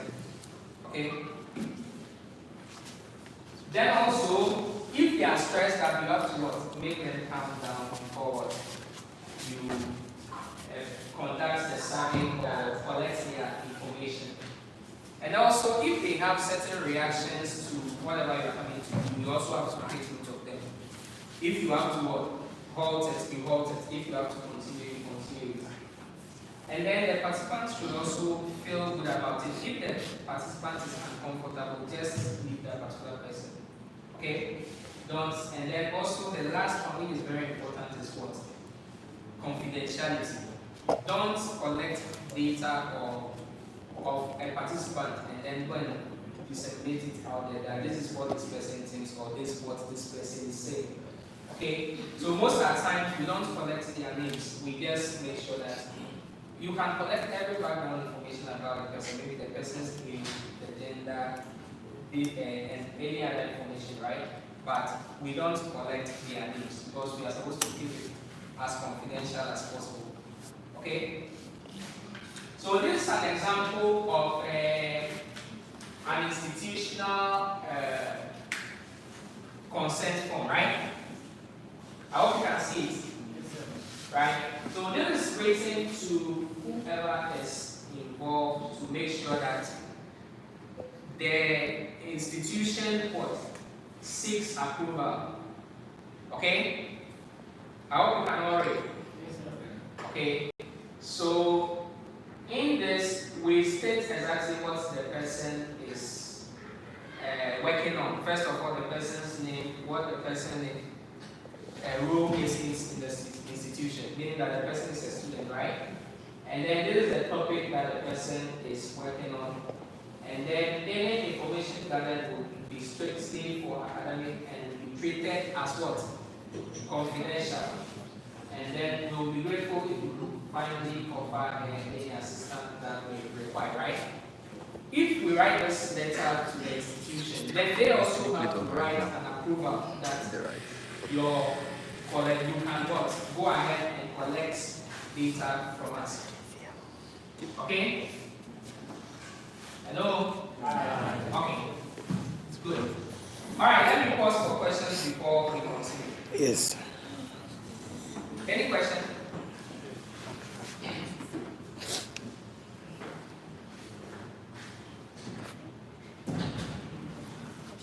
Joshua. What happened if someone comes for your information? Okay, and the letter, the person leaks it out. Leak it out. So first you signed this to be confidential, right? The person can take it. Right? Because if you say something should be confidential, then it means that because for example, if let's say you go to a bank, right, to conduct a survey, and then some of those, maybe they have some sensitive issues as a staff, you don't have to disseminate, and then maybe at the end of the day, you disseminated it and said it's so and so staff that said it, right? That can become a problem to that particular staff, right? So to prevent some of those things, that's why we make sure that they sign consent forms, and also you have the responsibility to make sure that you keep it confidential and then prevent whoever reveals that information should be kept secret. Okay? Alright. So please, all those who will be conducting surveys and then data analysis and all that, it's required that you come for a letter from West End University. Okay? Before you go out there to collect your data. You don't just go out there and start collecting data. Okay? Secondly, don't go and fake the data. Make sure that you collect the actual data and bring it. Okay?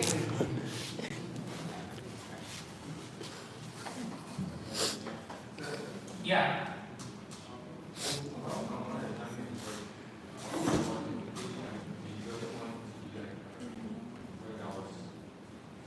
Again, you said, how can one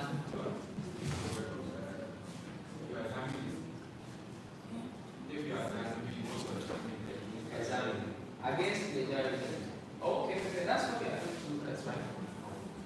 We are going to look at that. How to conduct the literature review. Okay. He asked that, how do we check for the jury? Yes. Okay. If you are done with your own work and you want to check for plagiarism, there are tools online that you can use to check for that. One of the most popular tools is Which one? Then it's in. Okay. And then, I don't know, can Grammarly do that? No. Check of the journal. Hey, you think it's a paid subscription? Okay. So, there's one to, what?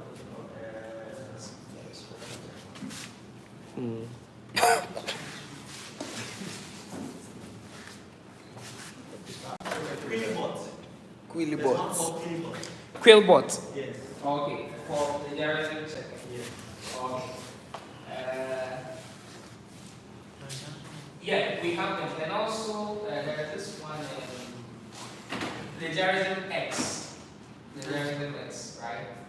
That one is also one. There are so many tools out there that we can use to check. Okay? Good.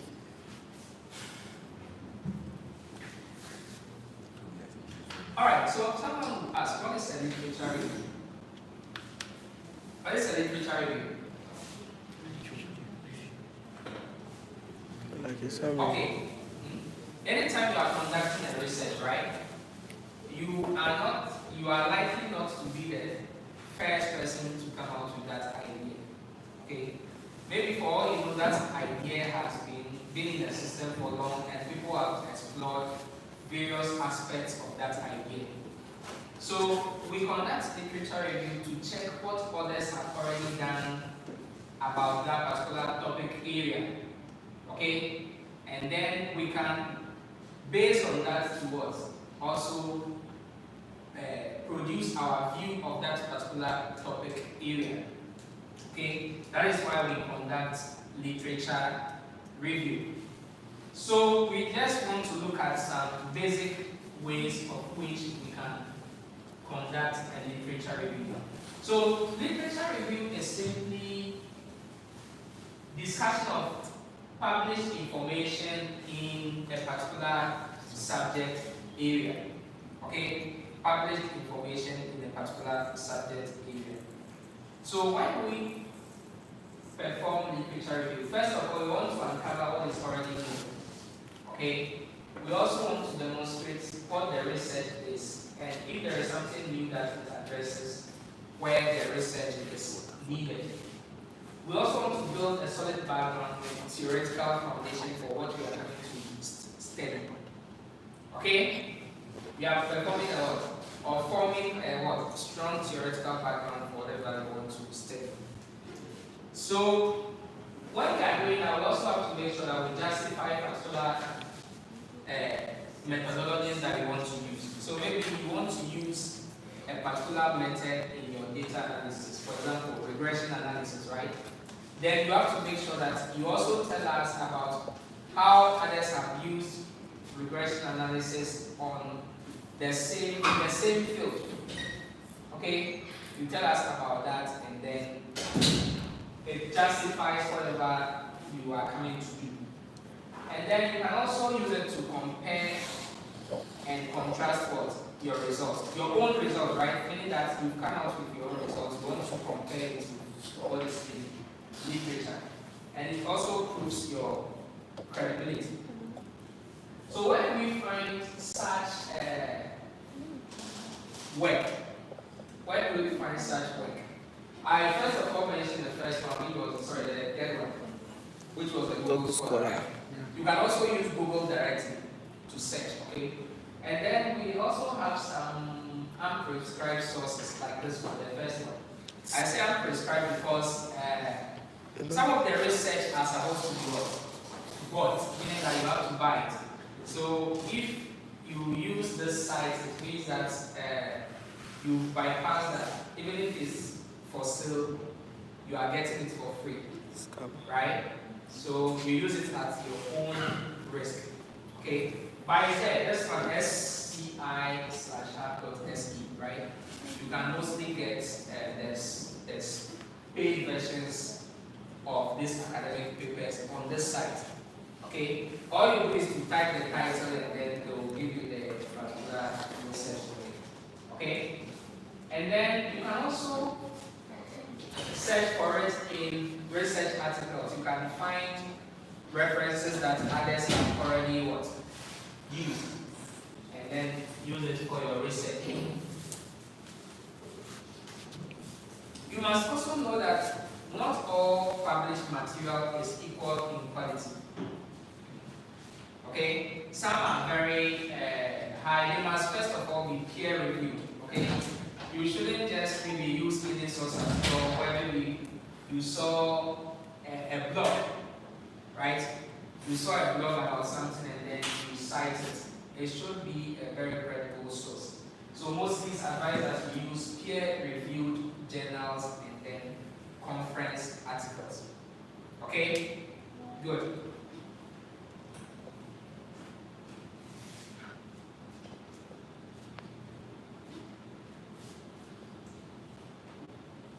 Let's look at some other ethical aspects. Good. Some of the things that we have to avoid when we are performing literature references, paraphrasing, right? Meaning that you are rephrasing whatever someone has done. Someone said he has done this, that. You rephrase it in your own words. So whilst you are doing that, make sure that you don't go and see something different. See exactly what the person said about that particular research. Okay? And also make sure that you don't make speculations or general claims of others as if they were what? Facts. Okay? That's another thing that you should avoid, which is fabrication. You must also make sure that your citations and references are well made. Okay? And then the last one is what? Plagiarism. Make sure that you avoid plagiarism. So take note of that one also. Now let's come to plagiarism itself. We want to quickly explore this and see how we can avoid this. So let's study this and then know whether it's plagiarism or not. This is the original source, and then when the person was, so this is the paraphrase version, and then this is the original source. Can we classify this as plagiarism or not?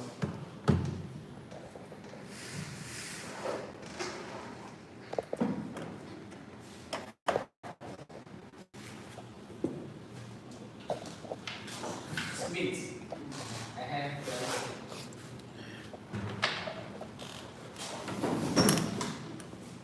We have some final years. Yes. Have a go at it. Yes. Help us. Is it plagiarized work or not?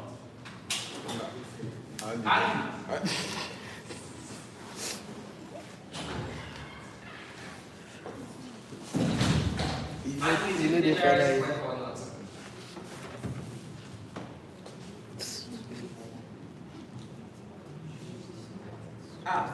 You just have to read it and read the student's work. You said plagiarized work is quite There's the original source. I saw this and then I did this. Yeah, that's Is it cool. plagiarized work? There's No. nothing hard about it at all. Just read it. Read the student's work. He's nodding his head. Why? What do you think? Okay.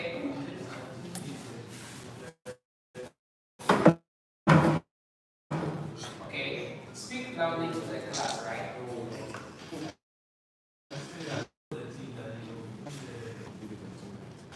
And who can help you? At least he is right.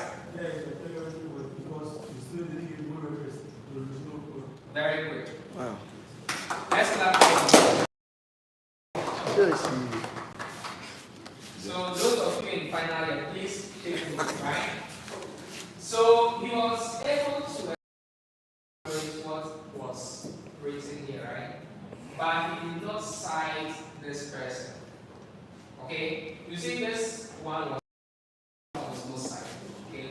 So far as it did not cite or the work, we can qualify it as a plagiarized work. Because that was not his mind that he used to write it. He cited someone, right? But he did not acknowledge the source. So we say this is what? Plagiarism. Okay? So all of the student paraphrase from the original source, citation must be provided in text and a reference at the end of the assignment. So you said we talked about citation and then reference, right? So we have to know the difference between the two. I'll quickly show you the difference between the two. Okay, what about this one too? Is it plagiarism or not? This one is not too well, right? It's just a chart and then a reference list was provided. Is it plagiarism? No. Who said no? Vitalis. Okay, Vincent, you said no. Why? The source of the information has been cited. Has been cited. Very good. So you can see WH over 2015, right? And then exactly where it was retrieved from has been acknowledged, right? So this qualifies as a not plagiarized work as what? A good work. Okay? So when you are conducting a literature review and then you paraphrase, make sure that you cite and what? Reference. So I'll show you the difference between the two. Okay? What about this one? No.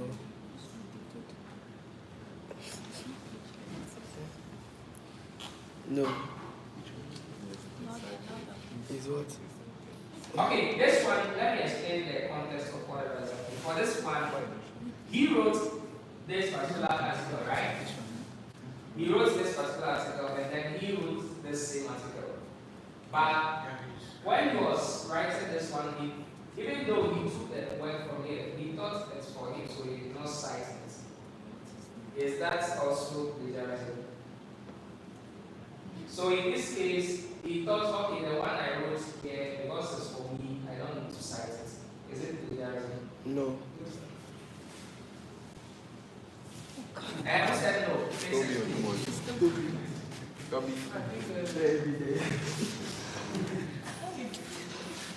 It's from a different person, and another person is owning or taking that work without citing.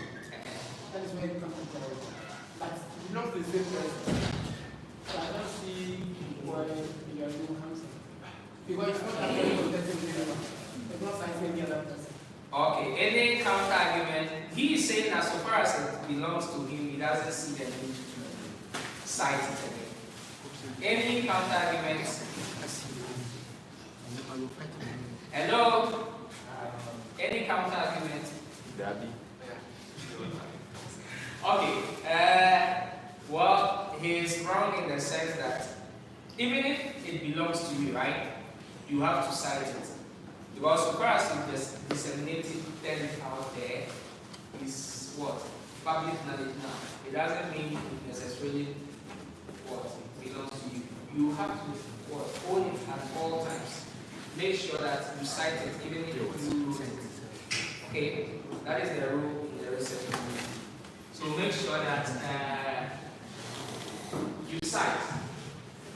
So at what point do we always listen? What do we call plagiarism? The first one is when you cut and paste from other sources without acknowledging them. And even when you are, it's advisable not to cut and paste. Paraphrase whatever you can. Okay? Even if you know paraphrase, then put it in a quote and then mention who certifies advisable, just paraphrase it. Then, anytime you quote without a citation, that is also plagiarism. And then, when you paraphrase or summarize without citation, it's also plagiarism. When you use images, tables, and graphs without what? Citing, that is also plagiarism. And also, when you reuse your own word, as we said, right? And then you didn't cite it, also is what? Plagiarism. And then when you collaborate on something small, maybe it's supposed to be a very small project, and then you make it look as if it's too big, right? That can also listen. So let's come to the difference between citing and referencing. Citing simply means that you want to notate when you quote, meaning that you just want to give a brief idea about it. That, okay, this is what this person said, but you just want to make it free, right? But when you want to create a reference list, it's very important. Long, right? Let me give you a typical example. So,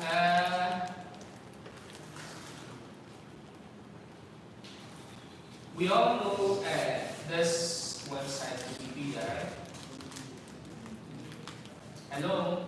I hope you've all used Wikipedia before. Okay, so I want us to search for an article on the site.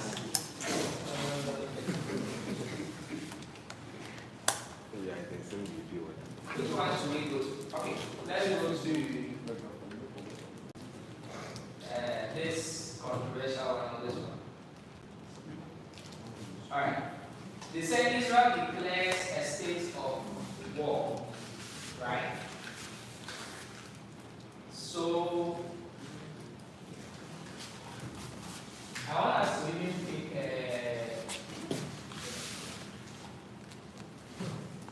a more scientific listen, but let's start from here. Okay. You will notice here that all the claims that they are making about this particular article on Wikipedia, right? They have one citation or the other. This is the first one. You can see one here. You can see one, right? And you can see two. You can see create or create. And then the list goes on and on. Yes, sir. You can see 10 here, 8, right? Yes, sir. That is called a citation, meaning that it has to be very brief. Okay? Just to indicate that this particular one was from a particular source. Okay? But when you are done, you have to provide a reference which is more detailed. So one nice thing about Wikipedia is that even when you scroll over, you will notice that they give the full reference for that particular citation. So the term you see here is a citation, and then what pops up is what? The reference of that citation. I hope you see the difference now, right? So when you click on the term, for example, they send you to the reference list, which is the first one over here. Okay, you can see it. And then it's from reference 1, all the, you can see references, 1 all the way to 55 for that particular article. Okay, so we can equally search for other ones. Let's say those of you who are doing ICT, let's search for graphs. Okay, so something like this in discrete maths. So this one you can see a citation there, which is 1, right? They tell you the book from which they took that particular word. And then you can see the 2 and 3 over here. And then the 3, right? Meaning that for this particular sentence, they took it from 2 sources. So that was a citation and also what? A reference. Okay? That's it. Good.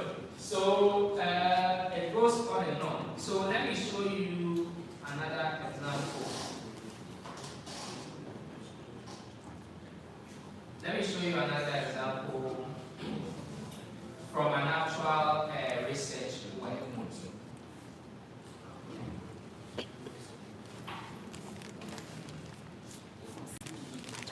Okay, so let's look at this one.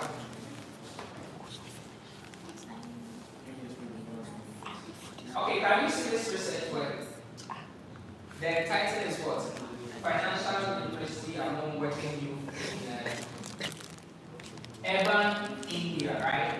So when you skim through the work, you notice that they made certain citations. You can see the first one. Not the first one, let's say Lusani, Mitchell, and Mitchell 2013, right?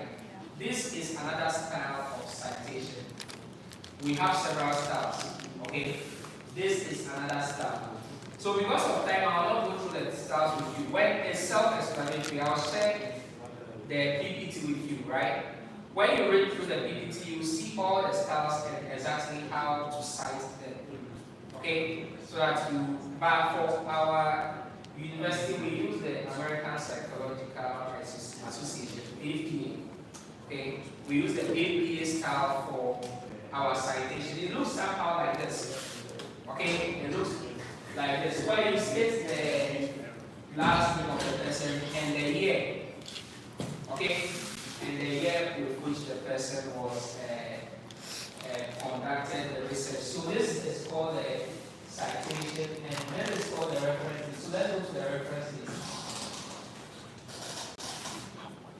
I hope you can see a reference list, right? With the APA style, it is listed in the alphabetical order. So you see that A, and then B, C, D, F, N, right? It's listed in what? Alphabetical order. Okay? So we call this a reference list. So I just have about 5 minutes. I want to show you a very easy tool that you can use for this citation and what? References. Okay? So there are so many tools that you can use for this. But I want to show you this particular one. You can install it on your system. It's very free. It's very free, and you can use it with Microsoft Word. So,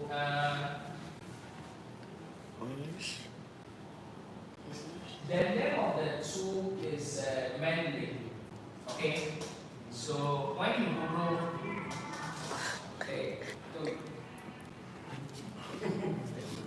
Google, okay,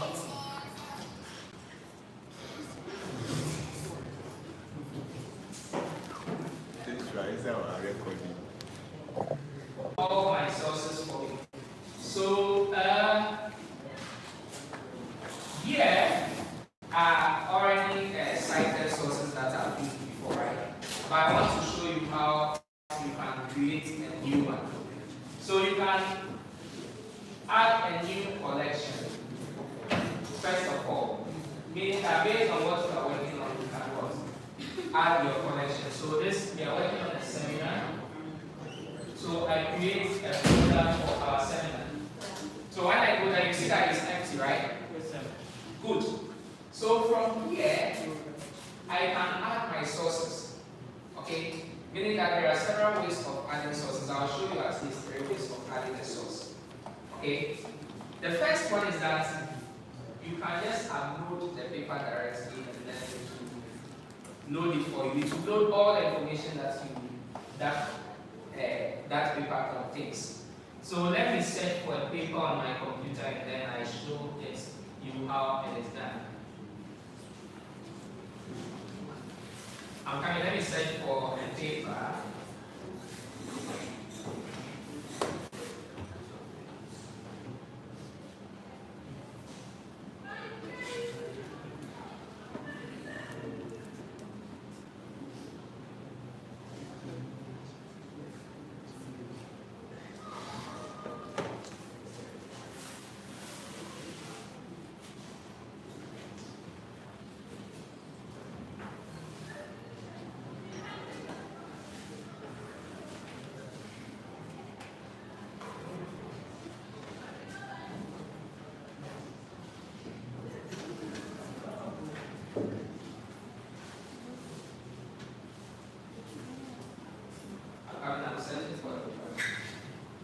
Okay, I found a paper.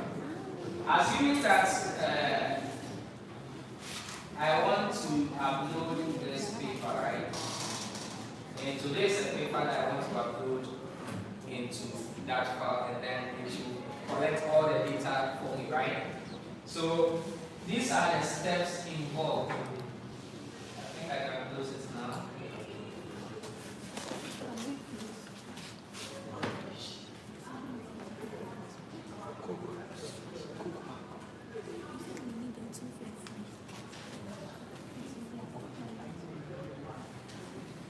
Okay, so I'll just have to make sure that I'm in a folder that I am, and then I come to add new.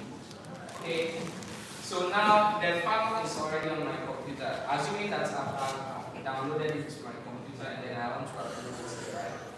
I'll click on the first option, which is files from what? Computer. Okay? So I'll click on it this way, and then I go and search for it. I moved it to my user so that I can easily pick which is this file. So it will take some time to upload it because it's 1.2 megabytes. The only this thing about this is that you need internet connection to work with this. Okay? Because everything you do moves to the cloud, not on your local computer. Okay? So it's almost done. When you see a green sign here, it is done.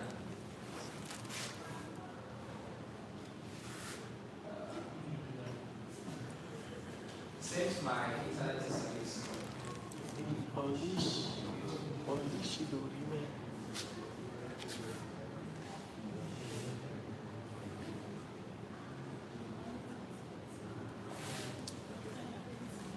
okay, done. So you can see here that one file uploaded, one reference generated, right? And then you see the green tick. This means that my reference is ready. I literally didn't have to do anything. Okay, so it's currently loaded it for me. It loaded the whole paper. So that is one way of doing it. Okay, and then it generates everything. The artist, if something is missing, you can add it. So these are the list of artists. And then I can see the year. If something is not added, you can add it. You can add it from here. Yes, the year I think was not added. Oh, it was. That's why we still have CT institutional and date. Okay. Then the next way we can add it is I want to show you another method.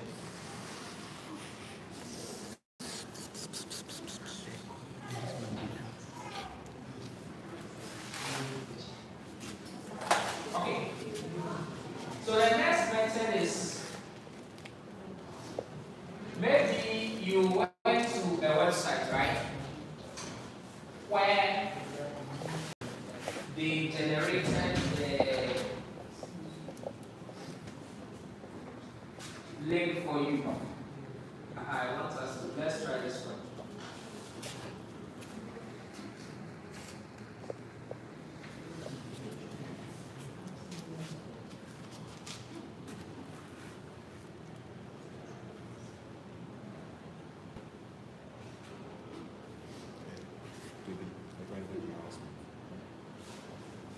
Okay.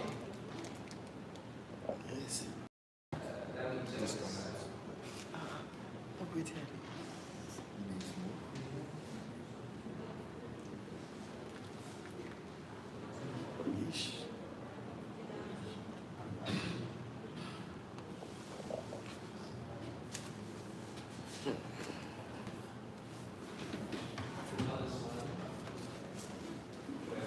let me get another website.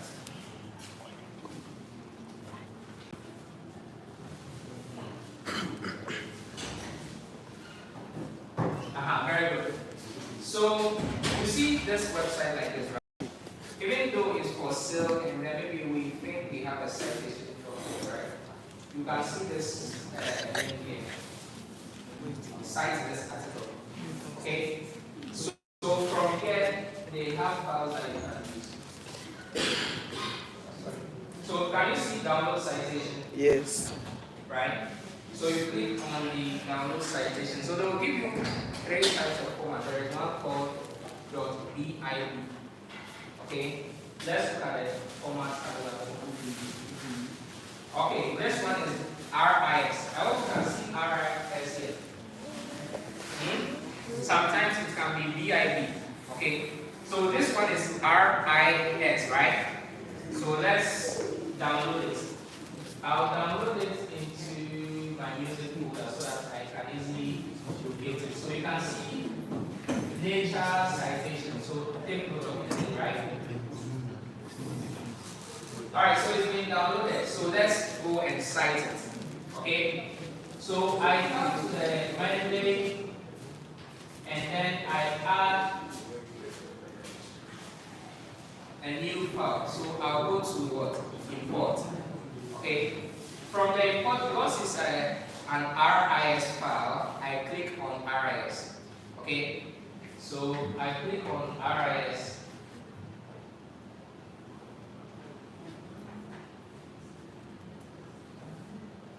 This one. Then it pops up for me to select whichever. So it's this one, right? So I double click on it, and then it will load it for me. It's done. So is the one that we just added here. There is a little bug with this particular one. When you upload the file, it doesn't move into the folder. It's generated in all references. So if let's say I'm working on this one, I can actually just drag it into the seminar folder. I'll drag it into the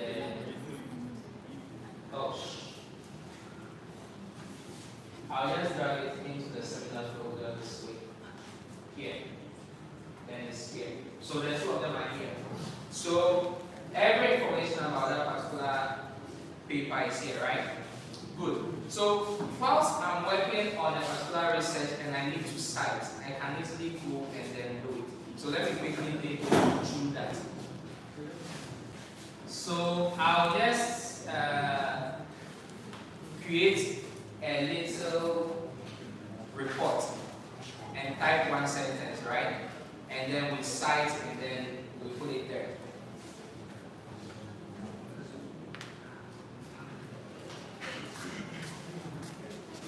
So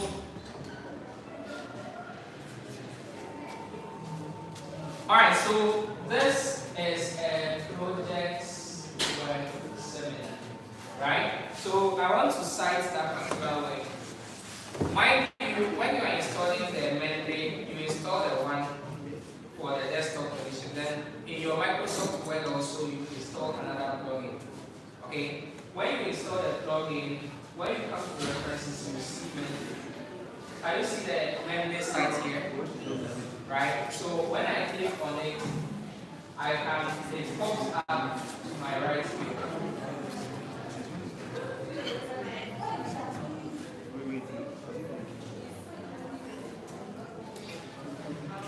Alright, so it has popped up here, and then you just have to make sure you are connected to the internet.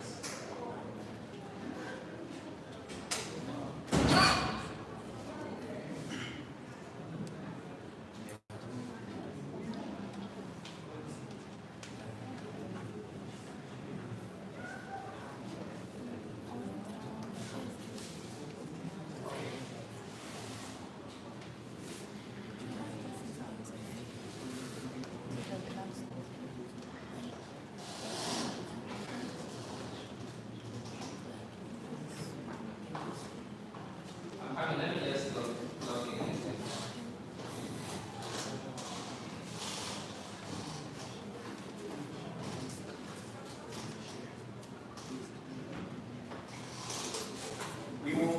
Okay, so we will get the 400s. Today I don't see any, I see just two. Three.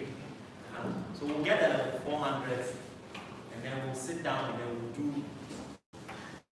this one more at another time.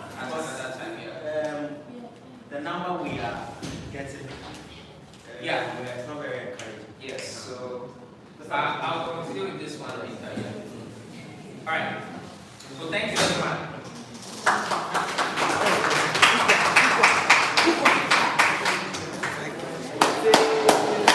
He's coming to talk. Mr. Aliju. Ibrahim, introduce the next speaker, Jerry.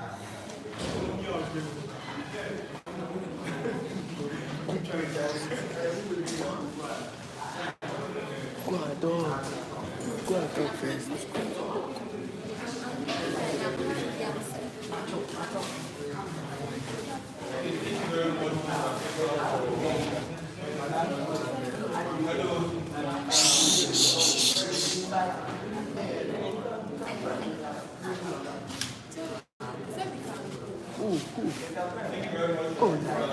Oh. Just wait. He's not going to.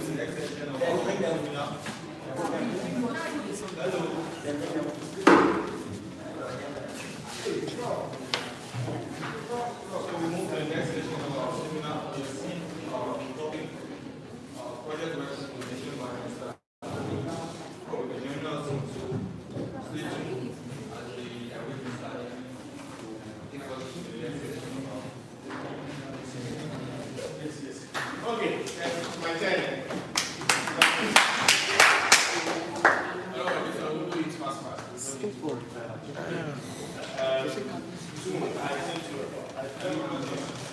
we put it on Mr. Crystal Snap? Yes. This laptop is very compatible with the Hey, where is your Okay. Nice to meet you. I'm too close to you. Yes.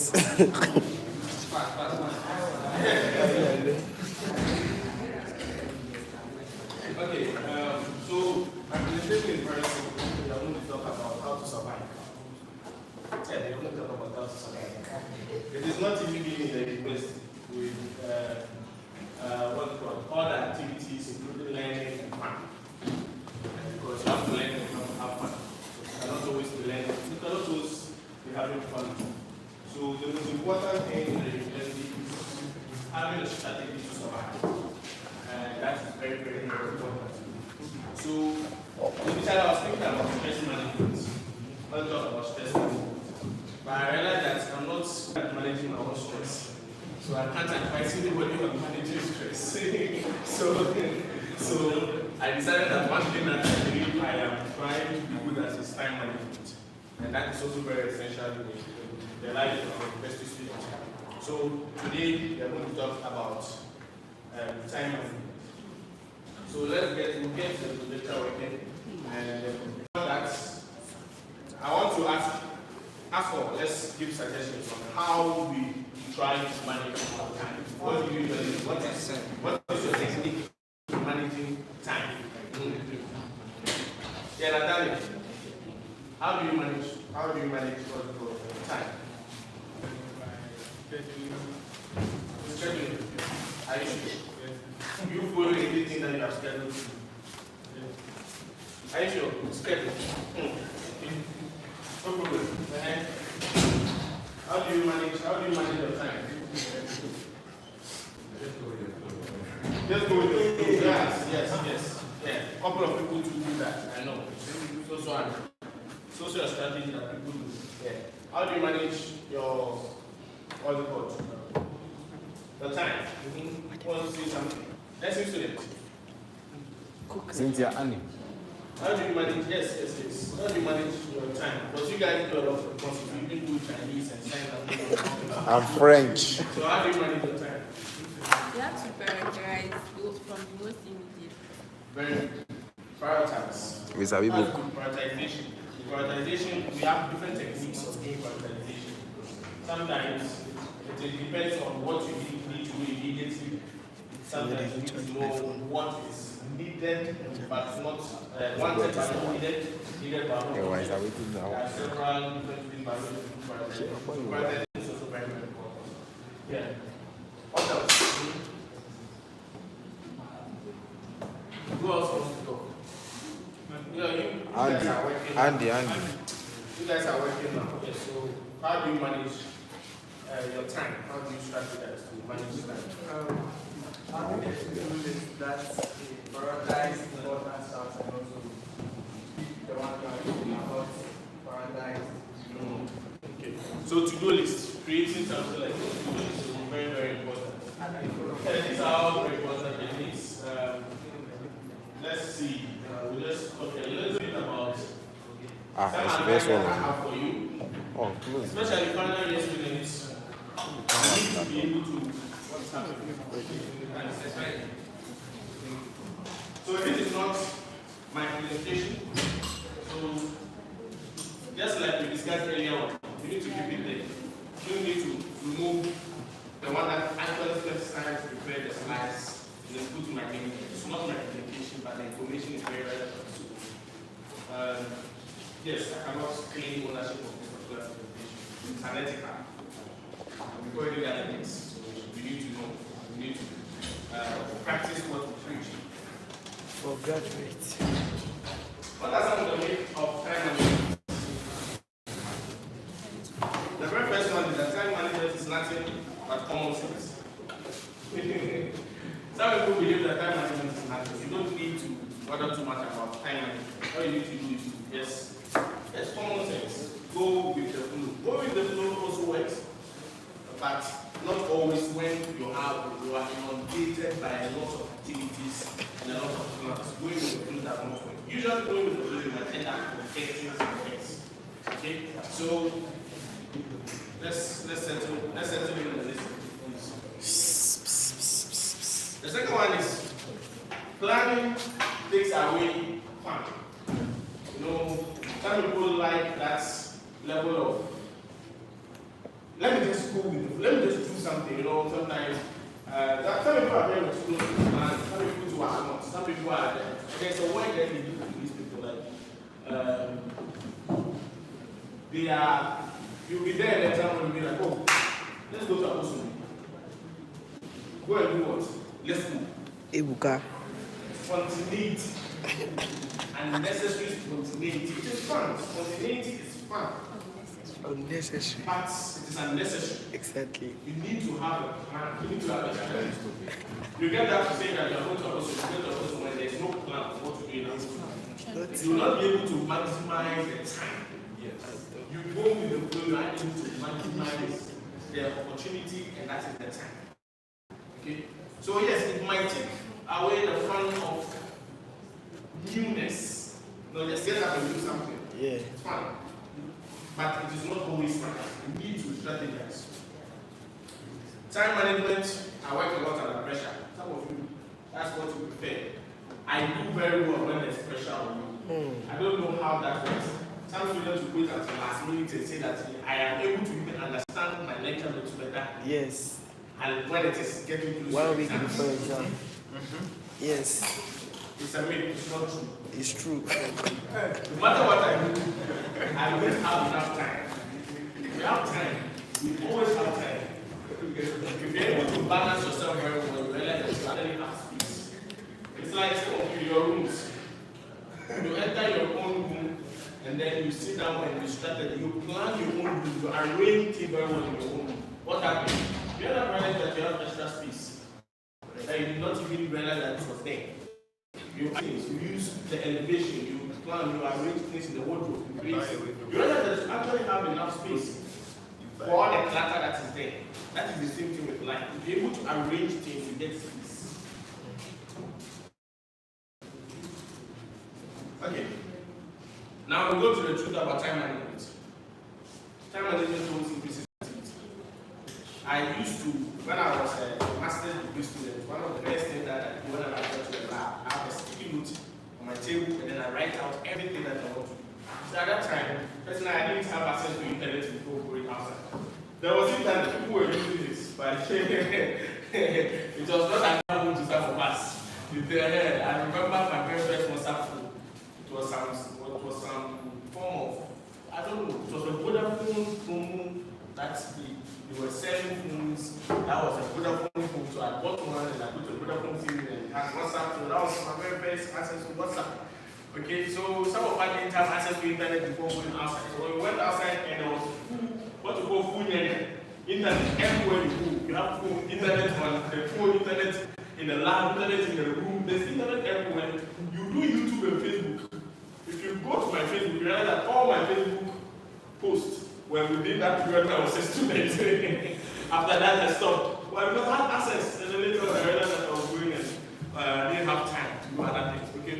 So I realized that because I had so much access to internet, it was very distracting. I was using virtually everything, Instagram, YouTube, everything, I can do everything. But those are all distractions.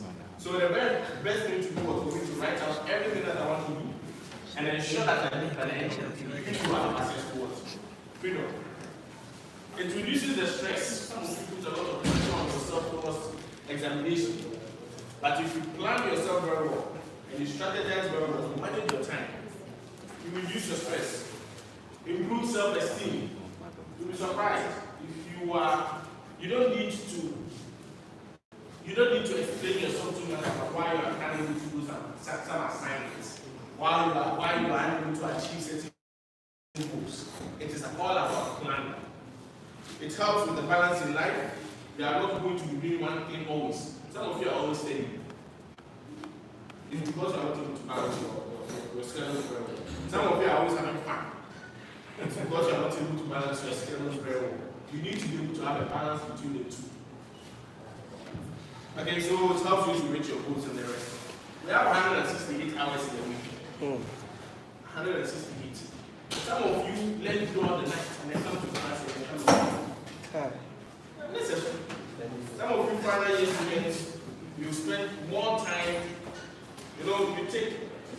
You guys are doing a course in my that I'm teaching, information systems project management, and we always talk about the agile way of doing things. Some of you do not go through that particular iterative method of doing things. You spend so much time planning your research and less time doing the research.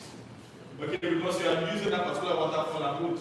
We spend so much time doing the documentation and less time doing the actual work. But with the agile mentality that we are trying to teach, you have that particular iterative process for doing and thinking and planning. Okay, so we have 168. You have to plan it according to this particular simple schedule. Either it's urgent or not urgent, important or not important. Some things are urgent and they are important. You do them now. Some of them are urgent, not urgent, but important. You plan to do them. Some of them are urgent and not important. You scrutinize and prove them, whether you should do them. And some of them are not urgent and not important. Avoid them. Gossip. It's an example of the one that's falls by. Some of you can dress up a human being. The person is passing. Then you change the person's tag, you change the person's shoes, you change the person's tag from your pocket. You spend hours talking about somebody, the person is giving you lives. It's a waste of time. Time management, you're able to schedule your time very well, and you're able to arrange things in this particular order. Remember that some things are not necessary, and take them out. So let's start. Always set goals every week. Try, just give it a try. Wake up on a Monday morning, schedule yourself for the week, what you want to be able to achieve. Schedule yourself for the week, break it down. Schedule yourself and schedule hours for everything. Okay? This is the amount of time that I want to use in my entertainment. I'm never saying entertainment is wrong. Some of you do TikTok for fun. It's okay. I'm not saying that it's wrong. For fun. TikTok for business. It's also okay. Whatever you want to do. Fun is fun. It's fun to have fun. Fun is necessary. But there's a need for a balance. Studies is fun. Or it is not? It's fun. It is. It depends on how you approach it. Okay, some of you have to change your mindset. So set goals. Please set goals. Start by setting goals. Some of you need to talk to yourself about what you want to achieve. Set reasonable expectations. You will not be overconfident. I want to be able to do 10 things in a day. You already know. Set objectives. I mean, set a reasonable expectation. Make sure that what you are saying can actually do it. And you need to get to the state where you're able to question yourself. Yeah, you need to get to the state where you're able to question yourself. Like, am I king? You need to come to a realization that at this stage in life, you prepare yourself for the future. And the future is one that is not ready. The future is one that is not people holding, what's it called, bells waking you up in the morning. The future is one that is not somebody coming to a class to come and teach you. The future is one that you are independent. And independence means that you walk alone. Yeah. You know, we say that life is like a ladder. Nobody pushes you. And if, I don't know, some of you have climbed ladders before. Realize that as you go higher, it becomes more terrifying. Yes. And yet, there's nobody pushing you. At first, somebody can push you, but you get to a stage, you have to overcome potential. You have to overcome fear of height. You have to overcome fear of falling. You have to overcome fear of, I can't do this. You have to be there once you stay there. And then you see others climbing up over you. Okay?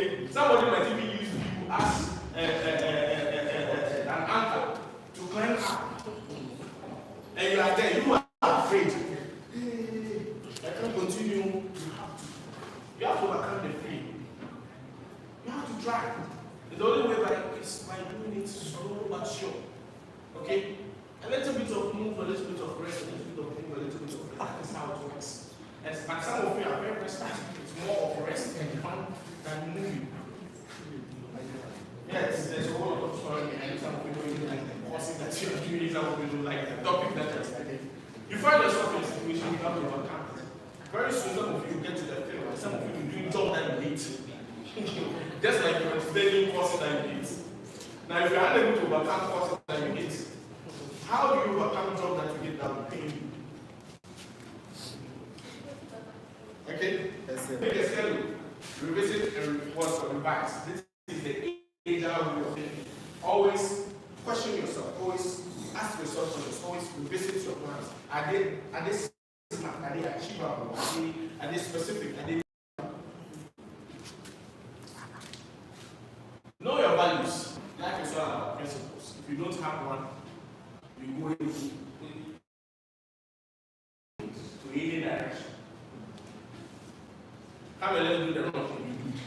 I don't know. Most of you don't remember this TV advert.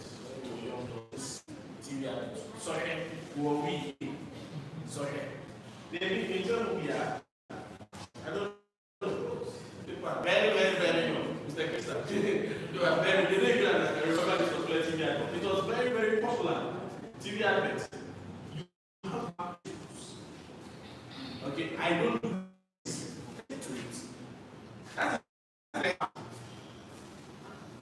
And those of you who were in my data communications class yesterday, we had a very interesting discussion.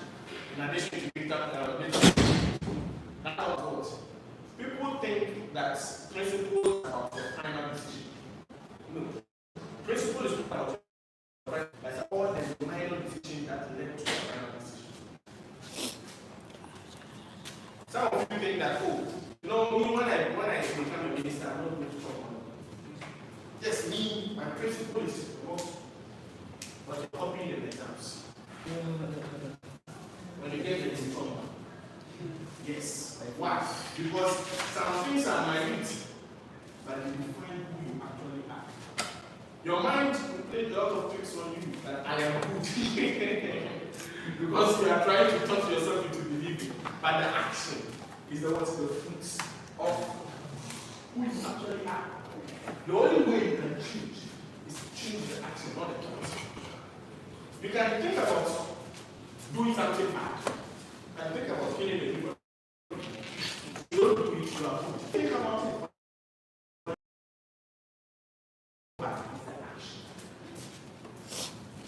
Okay? So revisit your values. Who do you think you are? And know who you are. That defines your values. Set goals, what is important. Make your goals specific, don't be vague. Set both long-term and short-term goals. And visit them. Some of you have long-term goals, some of you don't. You are going through the system until you finish school, and then you come and sit at school, and then you are wondering. And some of you base your expectations on existing standards or what others have done. For example, others have gone through it and they became nurses.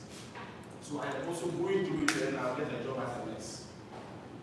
You are not independent. Even your thoughts or your questions are making something that has already been made out of you. No. You have to be able to think independently and make the right choices for you. Set deadlines for your goals. To make them achievable, think about it like a project. A project is a temporary endeavor that ends up with when you need to go. Also in my class, classes last week, that was the definition we took.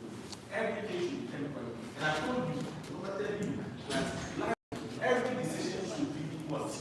A temporary endeavor. You should have a beginning and then an end. Integrate all your goals, your academic goals, personal life strategies, everything, all your goals should be integrated. And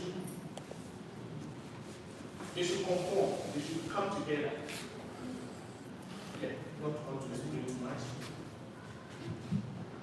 So set priorities, what is important, what is not. Once you know, acknowledge realities. You have to acknowledge realities. You have to acknowledge that OOP 1 and 2 is not going to do it.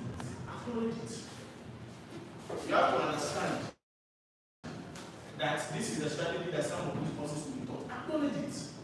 It's like some of you know, but you are not acknowledged. You're always complaining. There's no need to complain about something that you end up doing. You have to just accept and start working around the difficulties. Some courses are not difficult, some of them are difficult. You have to expect to get around them. Acknowledge the realities of college schedules or university schedules. So we already said make up a semester calendar, block important things, block class and lab times. Okay, look at the course outline, the syllabus that you have been given, and make priority. Some of you do not even know some of the topics that you are expected to know at the end of the semester. You have to ask. If you are not giving, ask. Some lecturers do, some lecturers don't. You have to ask. Have time for sanity. Everything is quite chaotic. Some people, their time for sanity is Netflix. And then they will Netflix all through the night and come to class time. That's sleep. That is the opposite. Sanity means, okay, have time for fun, but the most important way of resting, and I'm advised on, is sleeping. That is the most important to do, to actually recalibrate your mind. If you don't, you are going to be very, very tired. And for a very long time, you will do so many things. So recalibrate your timetable, look at your time, but have time to rest the body. It's not about resting the brain, it's about resting the body. And sleep, rest every aspect of sleep. Your brain, your body, everything will go rest. Organize your time. Set realistic goals. You should know that there are only 24 hours in a day, and you should block out at least 8 hours out of the 24 hours for your own body to rest. So everything should be within that particular time when you are not sleeping. Study at the same time each day, make it a habit. It's very, very advisable that you inculcate a habit of studying around the same time. Which means that, as I said, some things are not ended, like talking, having conversations. They are important, but if you're able to study yourself and have block out that period where you study, that period is what study and be consistent. Is it that small drops of water, what? Small drops of water is here for you. It's not true. Drops of water are easily evaporated, but small, consistent drops of water make your motivation. Okay, so leave extra time at the end for some fun and some review. Create a to-do list. You have a year calendar. You know what you want to do in a year. Put it in a year's calendar. You have the monthly calendar. You have the weekly calendar. Always schedule your time. Everything is evaluation. Your life needs evaluation. Your life needs evaluation. Am I walking in the right place? Am I talking to the right people? Am I doing things right? Am I spending enough time? Am I doing this? You learn and evaluate your own plans. Some of you are young conform, which means that it is practical. Which also means that whatever is happening is happening. You don't even care. There's no strategy to achieve success, and there's no strategy to review the strategy. Right now, you think you are doing what is best for you yourself in terms of your academics. Think, why not? Spend some 5 seconds. And be honest to your own self. The mind is a very deceitful thing. The mind is a very, very deceitful thing. It can make you feel not so real examination. And they actually do very well in exams too. Why? Because they are able to do study, they are able to review their study plans, they are able to plan ahead, and they are well prepared and well rested for any examination and anything that comes along. Why? Because they are able to remove time mistakes. Procrastination is a very, very bad thing. And is my sin. Procrastination is a very, very bad. Stop doing it. It is not easy to just say, so it is easier said than done, right? I said stop. You will have to tell me to stop it yourself. Ignoring that. Underestimating how long it will take. Telling yourself what performance is okay. And sometimes it's a mental discipline. I'm drinking water in a bottle. fill it out. It's not good for you. So I'll keep it in the back and send it to mental discipline. They cumulatively train you to have the attitude to be able to make better decisions. It's in the small things. You cannot make wrong decisions in small things and expect to make good decisions in the big. I'm telling you about examination. Some of you take it for granted. Like, oh, I'm just teaching, I'm just talking. This person is struggling. Oh, this person is struggling. I want to help the person. Yes, it is good to help the person. It's the same thing when you start working in a very important position. You have people that are struggling and you want to help them, then you want to run in order to help them. Why? Because when you were trying to just think that, oh, this is just helping you, it was a major decision that was going to happen on a big problem. A very small decision. Those ones, what? Build your character. Discipline is about. But the smaller things will do with your character. Yes, so this particular slide will give you to all of you. I don't want to take too much time, but this particular topic. True. This one is very good. Oh, but he's my friend, he wants us to do something. Let you say no. Nothing will come out of this thing. It goes to all of us. I tell you no. Let's just say no, I can't do it. No, I won't do it. No, I have to study. No, I have to. And sometimes it's not about saying no to other people. It's about saying no to yourself. Yes. It's about saying no to yourself. They release the new, this new I need to watch it. I want to download it. But I need to study. I need to find time. It is my study time. It is not about the fact that you are always studying. It is the period that you want to study. Say no to yourself. Finish the studies. Go and watch the movie later. There's nothing wrong with that. Self-discipline. Say no to that game. Okay, so I think that is all. Keep calm.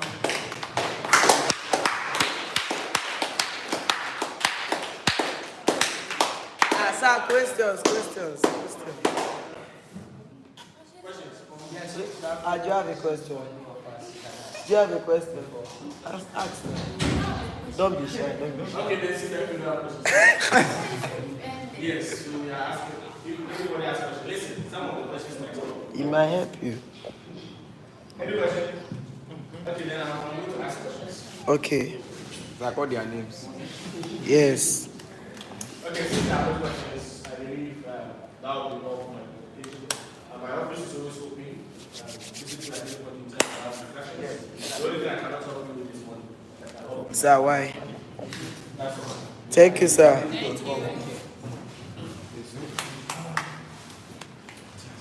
Kukua, calm down. Who is connected to your husband?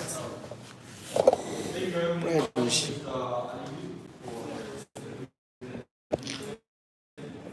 See, are you okay? Who's connected? Who is speaking? Okay. Okay, look up to the videos. Okay, so we thank everyone once again for making it a point to be here. And those of you who are not available, especially those who are online, so we thank you also for joining. Those who are online. Those who are online. With regards to listen, we have a YouTube channel that you publish the edited one. You edit everything that we need. Yes. So that will also be available for you. So you publish the YouTube channel so that you can all subscribe and also Subscribe is important. watch the video. Okay? We look forward to more seminars like this because we have a lot to offer you in terms of this kind of knowledge. And please feel free to ask questions. The questions were too scanty. You have so many questions in your mind. But you are These afraid. are platforms for you to ask them. Yes. And for us to answer you. But if you have any further questions, No, item 7. contact us. Question. Item 7. Item 7. Oh, the reception is at the back. In our offices or Somebody said they have a question. message is right. Please write the person should ask Thank the you all. question. Sir, wait, they said they have a question. What's the question? Somebody online. He said, The person deleted. Alright, and then grocery. Okay, so thank you so much, and we hope that you have come early. yes. In the future, please do come early, and we are praying on the CITSA people to please do a little bit of publicity, right? Not this one, it wasn't done. With item 7. The publicity was very good. What in be item 7? Please, let's try it out there. Get the publicity, and then it's good program. So I know when you have to go somewhere, you do a lot of publicity. Yes. So how come when you have to do the important thing, you don't do any publicity? Remember, not everybody is on your WhatsApp page. Yes. And when you have to go, you even go and find it from outside. How come this one you couldn't do anything on that? It's kukwa. Please take every activity serious. Like Mr. Ali said, right? You have to unwind and get back. Yeah. Right? If you party hard, then you have to learn. Study hard. Yes. Thank you. Force balance and combination. Thank you so much. God bless you.